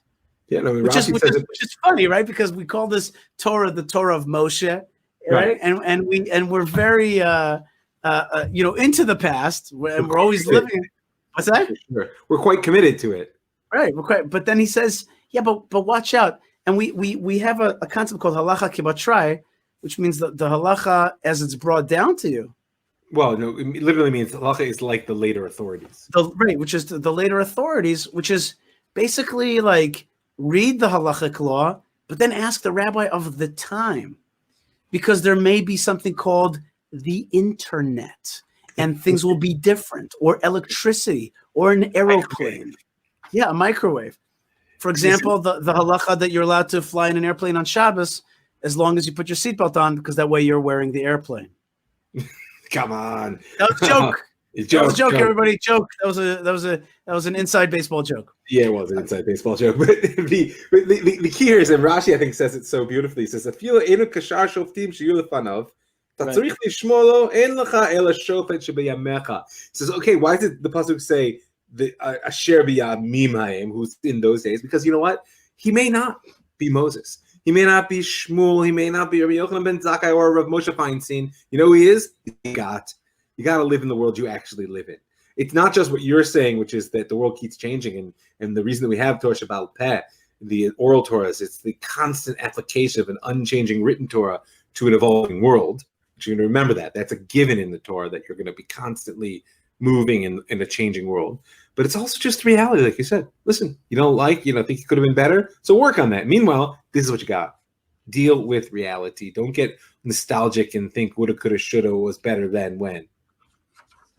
That's so interesting and important for us here in Israel, because we're living in a time where we are reborn in our land, re-embodied in our land, as you say a lot of times. And we got to hearken back, on the one hand, to archaeology and to the past and to the and to previous commonwealths like the Maccabees, but then we're also obviously in a uncharted territory. Completely. Right, and we have to move it forward. And right now I see a comment somebody commenting on our broadcast. Galia, she says everybody just wants Mashiach. And I just want to say right immediately here, which is, I guess it's a perfect balance of what we're talking about, which is utopia. We yearn for Mashiach, but at the same time, as you and I discussed in the past, sometimes we push back on that because we don't want to give up. We don't want to give up our responsibility and the call to establish and build a Jewish state with law, and to actually get into the nitty-gritty and deal with it and build the country. And not just say, well, this other dude is going to take care of everything. Yeah, as we've discussed, I actually don't. That's not how I conceive of Mashiach at all. The salvation model is not right. How I conceive of it. We've talked enough about that, but I would like to just point out an important diuk, which you read, but I think deserves some emphasis, is that the only way in which past and present, and ultimately, of course, future, can be woven into a whole is if you have a center around which to do it. And one of the themes of the whole book of Devarim, and particularly of this parsha, is Makom Asher Yivchar. Right? There's going to be a place, God tells them, I'm going to choose, where you're going to take this whole Torah I've given you, which you're not allowed to change, and you're going to slam it into the present in order to get to the future on a constant basis. And that's going to ultimately be in Yerushalayim on the Temple Mount, because that's the place where heaven and earth connect.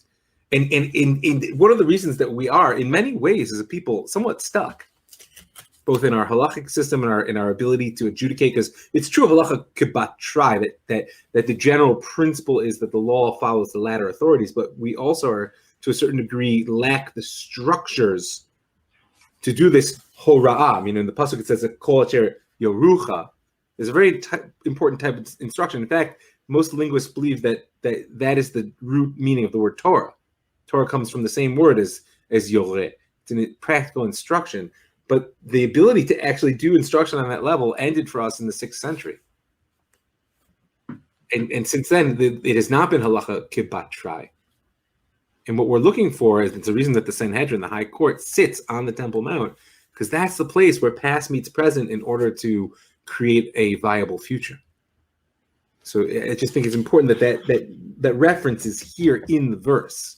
It's not just a casual, oh, they got to sit somewhere. It's essential. Are you talking about the fact that there is no Sanhedrin today, and that there's no Torah legal body that is a central body that can decide big questions that we're basically pushing off, not deciding in our time, and kind of the writ large, like we kind of treating this time of the return of the Jewish people to the land of Israel as a kind of better version than exile, but not quite. This is as usual with some slight adjustments, right? As opposed to the very revolutionary time in which we said, I mean, listen, I don't want to go too far into it, but certainly in Rav Kook's conception, the Sanhedrin, which is inextricably bound up with the temple. It's important to remember, these are not like two separate institutions which coincidentally happen to sit in the same place. Like, no, that's not the way it works, right?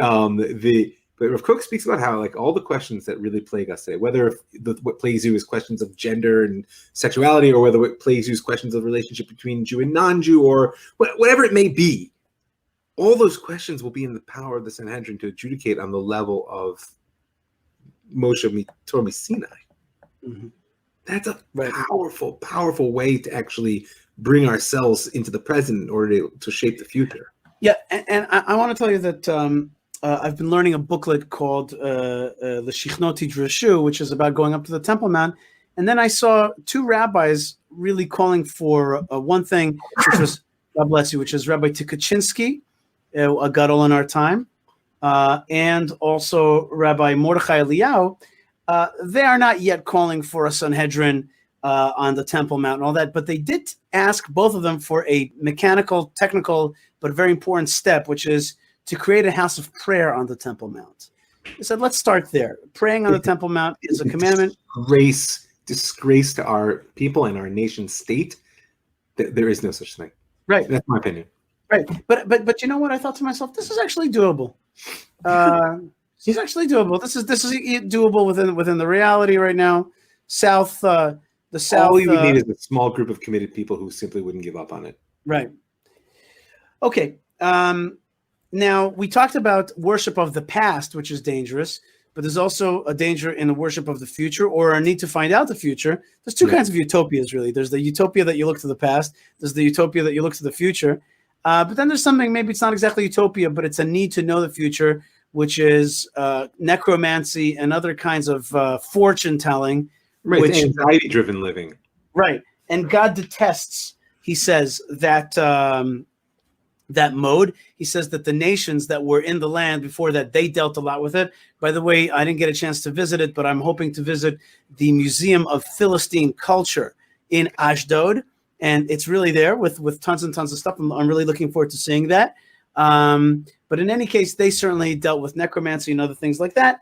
And then the Torah finishes off with a flurry, one of the most famous verses, certainly in these parshiot, which is Tamim tiyeh Hashem Elokecha. Instead of worshiping the past or the dead and trying to figure out the future and spitting out bones and trying to read them, how did the bones fall and all kinds of stuff like that.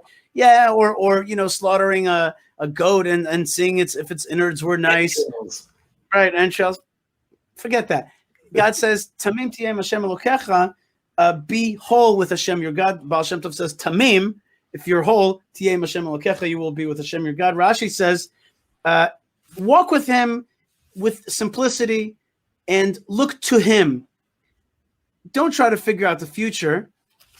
Whatever comes upon you, receive with wholeness, with acceptance, and then you will be part of him and his lot. You will be part of him when you when you accept Hashem's decrees, life challenges, life situations. And here, just to get a little metaphysical for just a second, we are not, our choice, our range of choices is extremely limited. We are not really, we don't have as much choice as we think. Not what our soul is, not what our body is, not when we were born, into whom we were born, what time and what station in life, and many other things are not within our grasp to decide. And so when you get to the bottom of it, you realize you really do have to accept so much. And sure, you should strive and be ambitious, etc. But at the same time, there's so much to accept in God's what God has given us in this world. Or another acceptance is, certain limitations that humanity has. We live in, and the greatest limitation of them all is death. Yeah, for sure. Right. Or body. You could just say the same thing, right? Body in itself is limitation. Earth is limitation. Those three have obviously an intimate relationship. Death, right. There are all limitations that or if you see, maybe another way to say it is like gravity is like time is like death. It's like, if you know what I mean, you can't really They're all break. a drag. They bring you down. And you can't really defeat it. You can't really defeat it. But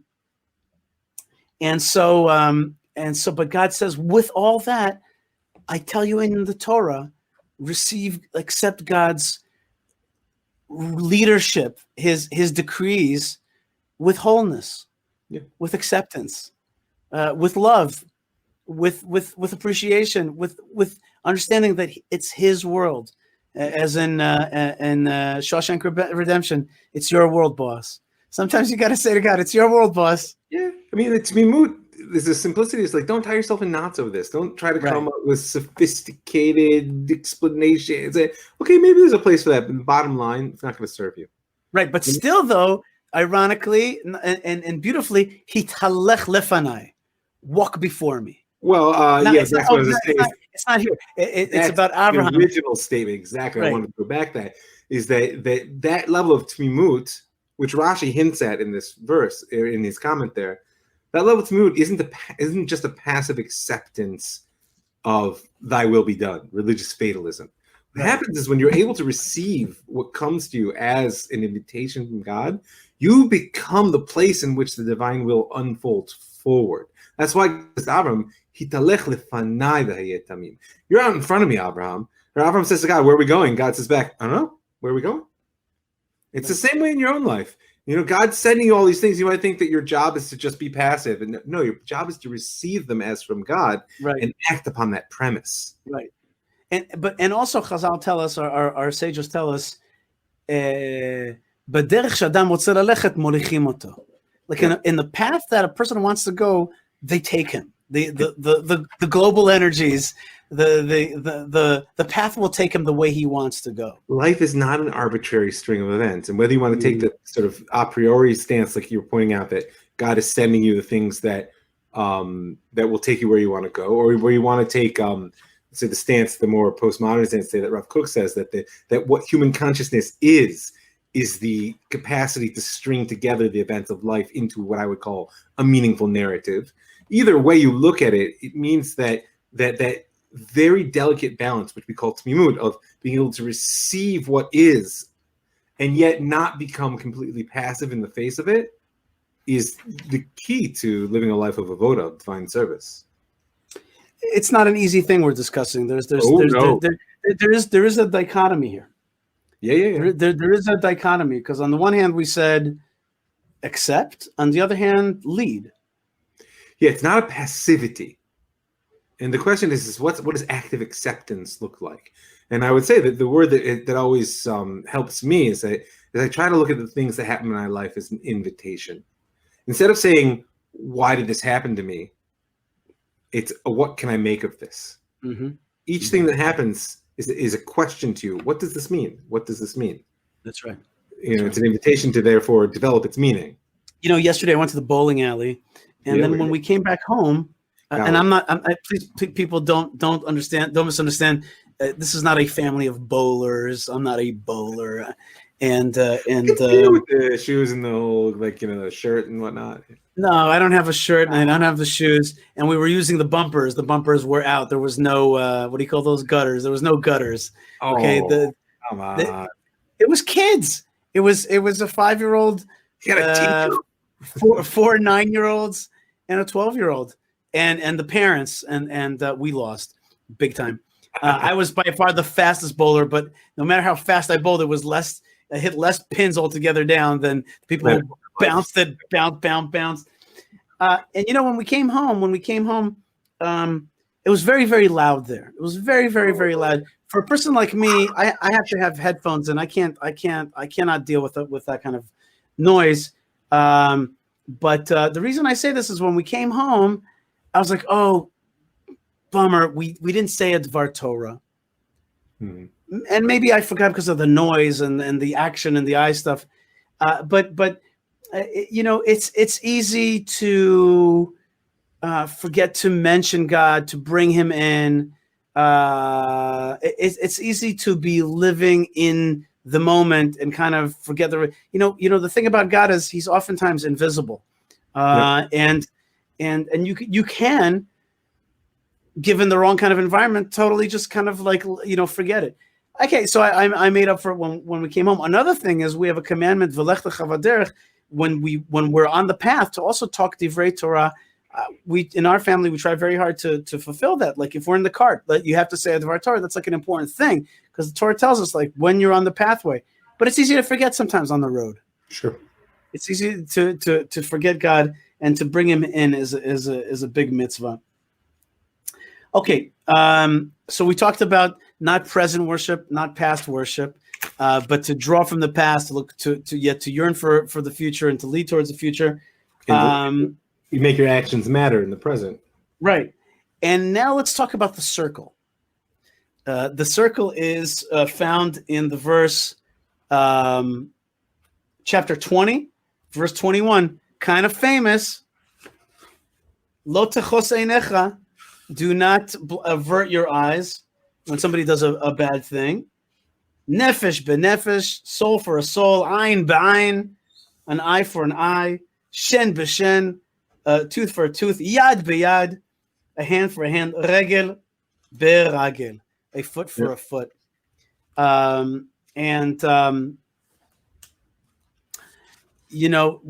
the first thing is there is, and this is a Jewish concept, there is karma.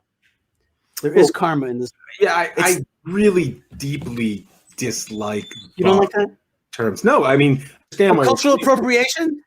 No, I don't care about the cultural appropriation. Did I just culturally appropriate?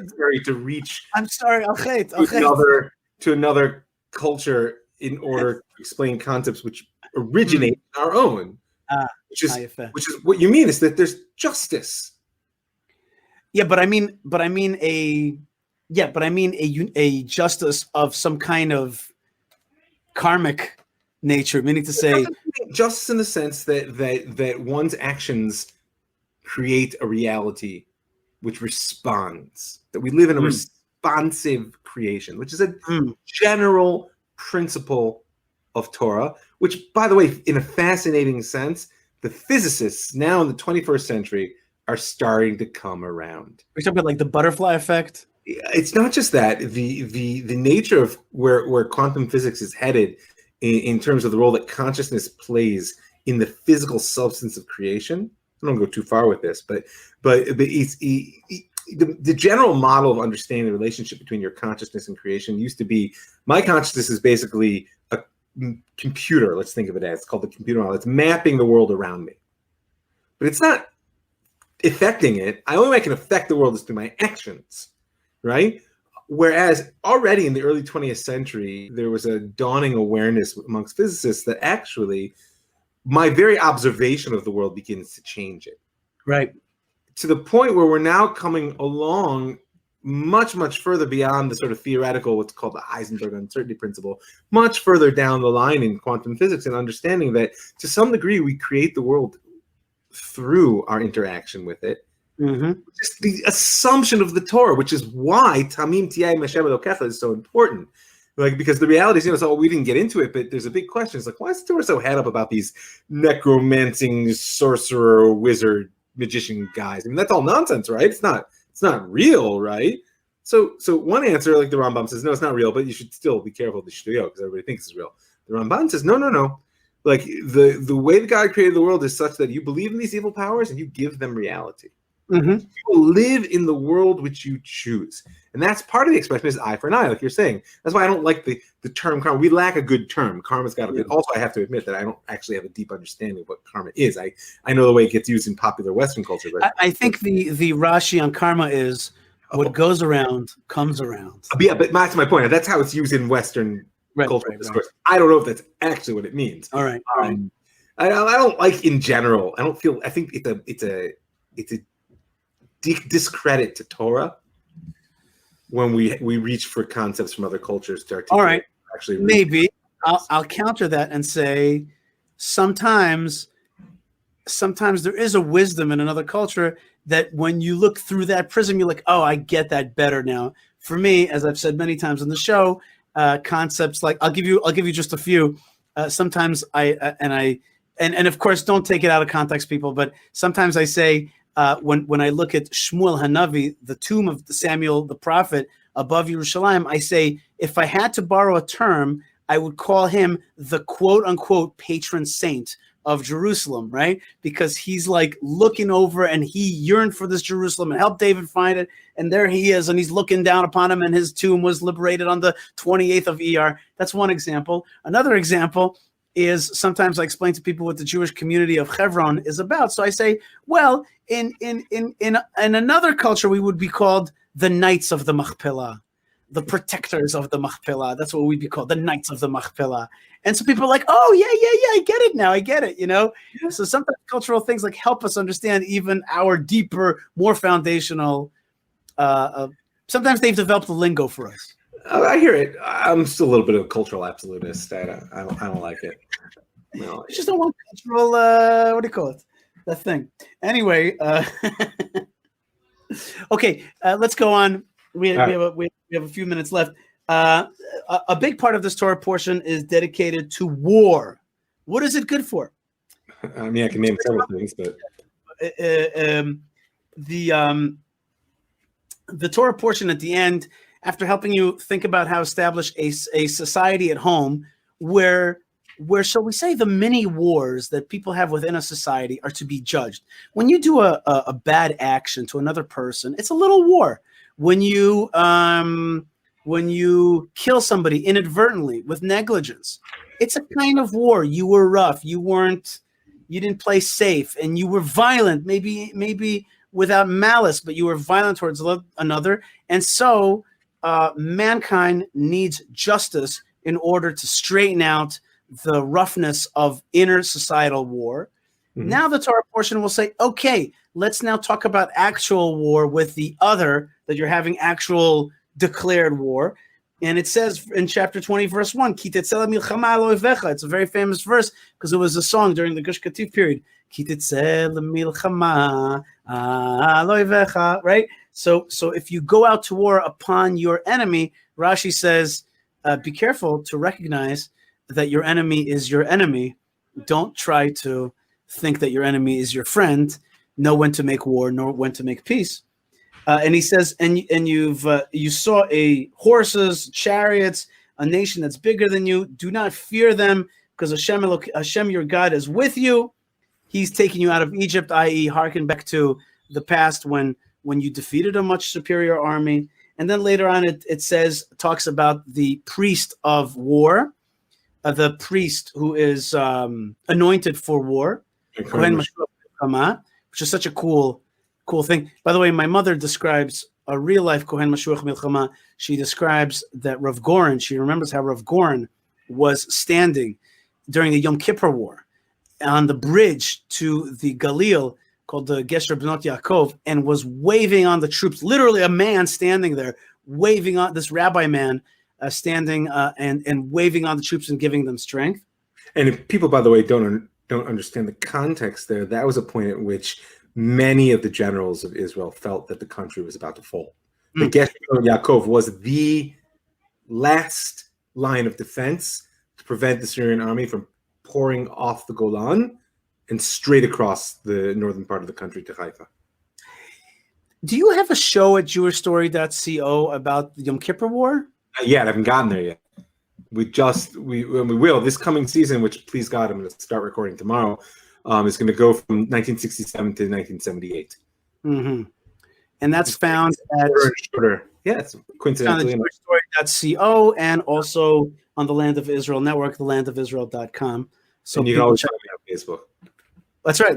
Facebook.com/Rav Mike Foyer. Right. Rav Mike Foyer. You'll find it. Yeah. You'll find it. That's right. Thank you, Google. Let's go on. Snowboarder named Rav Mike who gets a lot of my traffic, I think. Oh, does he? That's what he thinks about you. And then it says it has a verse, don't be afraid because Hashem your God, verse 4, Ki Hashem Elokechem ha'olech imachem. Hashem your God is walking with you. Lihilachem lachem. He's fighting for you. Imoivechem, with your enemies. Le'oshiatchem, to save you, to give you, to redeem you. And then it goes on to the very famous triad of things that excuse you from the army: first year of marriage, first year of building a house, first year of a vineyard, and the fourth one, which is the real kind of climax of it all, which is what's that? If you're afraid. If you're plain old afraid, Rabbi Akiva, according to Rashi, says that's what this is all really about. Right. If you're afraid, and if you're afraid, you don't have to admit you're afraid. You can just say, "Oh, I haven't actually lived in my house yet," and run off the battlefield. But yes, what always strikes me? What's that? Is that the ones that are afraid leave? Does that mean that the other ones are not afraid? Like I've been in those situations where you gearing up for combat and everybody's afraid, But I guess the point is who can process that fear and overcome it, as opposed to those who really can't. Well, let's look at the pasuk a second. Look at chapter 20, verse 8, because that's what you're Shoftim, right? They add and they say to the people, See, there's two things there. It's not just that you're afraid, because like you're pointing out, anybody is afraid in that situation unless you happen to be stupendously stupid, on some level, but rach halevav. But their heart has gone soft, meaning courage, even in English, is rooted in the Latin of cor, of heart, is the capacity of your heart to overcome your fear and move you to right action. So it's not that they're afraid alone, it's that they're afraid and rach levav, their heart, they just don't have it in them to overcome. That's the problem. The problem is not being afraid. The problem is actually having the rach levav that prevents them from being courageous. Mm-hmm. Remembering that courage is not a lack of fear. Courage is actually an existence of fear and the commitment to overcome it. That's right. When I was in the army, we jumped out of airplanes, and there was a guy who was a really tough guy, and he would get into the airplane, get ready to jump, and this is what would happen to him. He would just be like, "Hey, I'm ready to go." And he would just pass right out. Right. There was something in his psyche. It's psyche or whatever, yeah. He could not handle the airplane. He could not handle it. And he was subsequently kicked out of the fighting paratrooper units because he just could not. Right. And it was funny. He wasn't acting scared, but something in his body would just shut off. Wow. When I was a funny story that happened to me is that I heard a rumor that they would ask you the question, who wants to jump first from the airplane? So I'm like, oh man, everybody's going to want that. So I got to make sure that I get it because everybody's going to want it. So here's my tactic. When they start asking that question, I'm going to jump up and yell as loud as I can, saying me, me, me. Okay. And I'm like, I'm going to win this thing. So, the day before the jump, so American. The day before the jump, they're like, all right, we just want to ask a question. Who wants to jump? I was like, that's it. I jumped up. We were all sitting on a big grass. I jumped up. I'm like, me. And they were all looking at me like this. And I turned around and I saw everybody else just sitting there like this. Like, do not pick me. Okay. So I misjudged what everybody else was feeling. Oh, sorry about that. Knock that down. I totally misjudged the feelings that other people had about this thing. And guess who got to jump out of the airplane first? It was me. And that really just meant that I got to actually stand at the doorway for about a minute and a half, which is exactly an eternity when you're standing at a doorway. You see, when the door opens in the airplane, something in your body says, this is wrong. This is wrong. This is wrong. You should not be doing this. And when you stick your fingers on the outside of the door, which is what you have to do, and you're like, and the wind is on your nails and on your fingers, and you're like, this is wrong. And then you see the little tiny cars driving on the highway, and you're like, I remember thinking, I was like, you bastard, you are listening to radio right now, and I'm about to jump out of this airplane. Okay. But you know what? It was a great experience, and I got to jump out of that airplane, and it was all right. And it was all right. We of course didn't use it in war. Israel hasn't jumped officially in a big army capacity from airplanes in war since the Mitla Pass, I think in 1948. Is that 56? Yeah. So we haven't jumped out of airplanes. But in any case, I have no idea why I'm talking about this. But we're talking about Yirav Rach Levav, meaning. Oh yeah. Your very astute observation that like doesn't seem to make sense. Isn't everybody scared? And the answer is, of course, everybody's scared. Yeah. The problem here is Rach Levav. Right. And that dude, he looks like he couldn't do it. He couldn't do that mission. Whatever his, no judgment hit there. No, and I think that's what the Torah is saying here. Is like, we're not interested in judgment. We're interested in victory. Mm-hmm. And the reality is that victory in the world is always a partnership between humanity and God. And in this case, between Am Yisrael and God. And so therefore, since God doesn't really actually need us, we're definitely the junior partner. What he needs is our courage to be a vessel for his work. The reason I had to pause just for a second here is because I had to look something up, and we're finishing right now. And that is really about a last part of this Torah portion that I want to talk about, which is when you find a dead body between two cities. We know that even the high priest, who is not supposed to become, what's it called? Impure. Is that the word? He's not supposed to become impure to a dead body. Even a high priest, defiled. Even a high priest walking down the street, and he sees a dead body that nobody is taking care of. He is commanded to stop everything and to become defiled in order to take care of this dead body. That is the level of which we sanctify. Ironically, we sanctify the body, and we see the original thing we learned in Genesis, which is God is created in the image. A man is created in the image of God. The reason I had to look something up is because less than a year ago, there was a young man by the name of Dvir Sorek. And Dvir Sorek was murdered right in between this town that I'm in right now and our next door town, which is, I have to tell you, Rabbi Mike, a street worth. There's a street between the entrance of this town and its entrance it's the other side of an interchange, of a small interchange. Sure, I know. And this Dvir Sorek was murdered right there between two guard posts. Okay, and I never forgot that. This to me was like, wow, he fell between the cracks, Dvir Sorek, and the defenders of Israel missed it. They didn't see the attack exactly there. And I always thought to myself, wow, that murder was to me the story of Egla Arufa. Like, we did not spill this blood, but also somehow we didn't manage to protect this boy right between our towns. This was less than a year ago. And it was a powerful. I just wanted to make sure I remember the name, Dvir Sorek, who happens to actually be, alav shalom, the son of a very famous author here in Israel. In any case, that's something that happened. And the Torah portion goes on to say that there has to be an elaborate ceremony that takes place in order to say, whoa, we don't know who this man exactly belonged to, and there's something wrong about that. Somehow we have to say we didn't spill this blood, but it's like we kind of a little bit did if this guy fell between the cracks.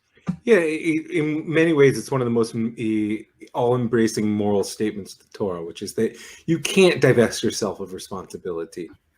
You mean there's obviously gradations. We're not going to blame. It's not like like the Sanhedrin, like Rashi says in the Midrash, like when they say our hands didn't spill this blood. No one actually thinks they killed this guy, but the reality is that our obligation is proactively to create a world in which such things can't happen, like you're pointing out. And if someone like Dvir Suri gets murdered on our roads, then we've allowed a world to develop. We haven't taken the level of responsibility for the safety and well-being of people.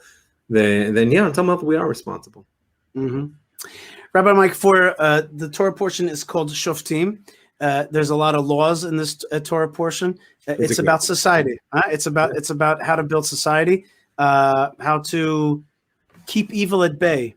And allow it's really mostly about how to keep evil at bay, with very few points about how to serve God properly. This Torah portion is really about how do we allow justice to flourish by pursuing that justice, which means also suppressing evil, building a social structure which will allow the world to flourish. A very important Torah portion for everybody to learn, especially today when we're trying to rebuild the Jewish society in the land in the Third Commonwealth. Rabbi Mike Foyer, Rav Mike Foyer. People can find you by going to jewishstory.co. Thank you so much for joining me here on the Yishai Fleisher Show on the Land of Israel Network podcast, and also on YouTube, Periscope, and Facebook. And a lot of people are commenting, and I'm going to get to their comments in a second, but I'm going to let you go, and thank you again for your time, for being with us. You're very welcome. Shabbat shalom. Shabbat shalom to you, Rabbi Mike. Thank you so much for your awesome and erudite knowledge and sharing it with us. Toda rabah. Bye. All right, folks, you are listening to the Yishai Fleisher Show, and what an awesome Torah portion we have. What an awesome Torah we have. And so I put up this picture of defund the police because what I'm really trying to say is that, of course, we should be funding or emotionally and physically the continued law and order that we need in our land. Please check out yishaifleisher.com/donate to help us keep the show loud and proud and free and broad. And so that's part of what you do to help fund the spiritual judgment and police and light in this world. All right, folks, that was awesome to have Rav Mike Foyer with us on the show. And I'm joined here by Malkah Fleisher. Malkah, thanks so much for sticking around. That was a great show. That was a great show. A little bit long, but also a lot of great content. And for those people who have nothing better to do, I think that was really fun. People here just get more for their money. That's right. Which is actually your money is very helpful to keep the show free, widely dispersed, and continually awesome. So please check out yishaifleisher.com/donate. A spoiler, we're about to set up our Patreon soon. That's pretty exciting. So look forward to Let us that. know what you think of Patreon. Yeah, are you into it? a Patreon fan? Let me know Are about you a that. patron of Patreon? That's right. Check out our sponsors, the Hebron Fund, which keeps the Jewish community of Hebron safe, open, strong, and touristic, and building towards the future, and of course holy. So that's hebronfund.org. Check out some True Blue Jew string. This is your opportunity to get some and get, you don't have to be blue any longer, because you can go into the new year with be true blue. New blue strings. That's right. You can be True Blue. And that's Tchelet, Tekhelet, and coupon code Yishai. Just that easy. YISHAI. And check out our newest sponsor, IsraWines.com. IsraWines.com. Coupon code Yishai will get you some 10% off Nice. of Israeli wines, which You got to you get those wines ready desperately also for Rosh need. Hashanah. Because sober is overrated, and what you could do is really be drunk on life with the wines of the land of Israel. Lastly, I want to request a small request from you. We are getting our show out on a lot more podcast aggregators, Stitchers, Spotify's, etc., wherever you get your podcast. Do me a favor and leave a positive rating if that's how you feel, or if you feel like leaving a negative one, don't worry about it. Yeah. So just do me a favor. That really makes a difference, and so other people can see it and believe you that we try real hard to make a good show for you and connect you to the land of Israel, and connectivity is what we're all about. So that's it. I just want to wish everybody blessings from the land of blessings, and I want to finish off the show by wishing you blessings for a new month of Elul, the preparatory month, Preparation E, okay, Preparation Elul for Rosh Hashanah.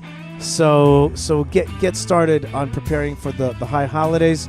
I want to thank Moshe Herman, Ben Bresky, and Tabitha for getting the show out through the net waves right to your ears. Lots of love and lots of blessings from the land of blessings. Malkah Fleisher, Shabbat Shalom, and Chodesh Tov. Chodesh Tov.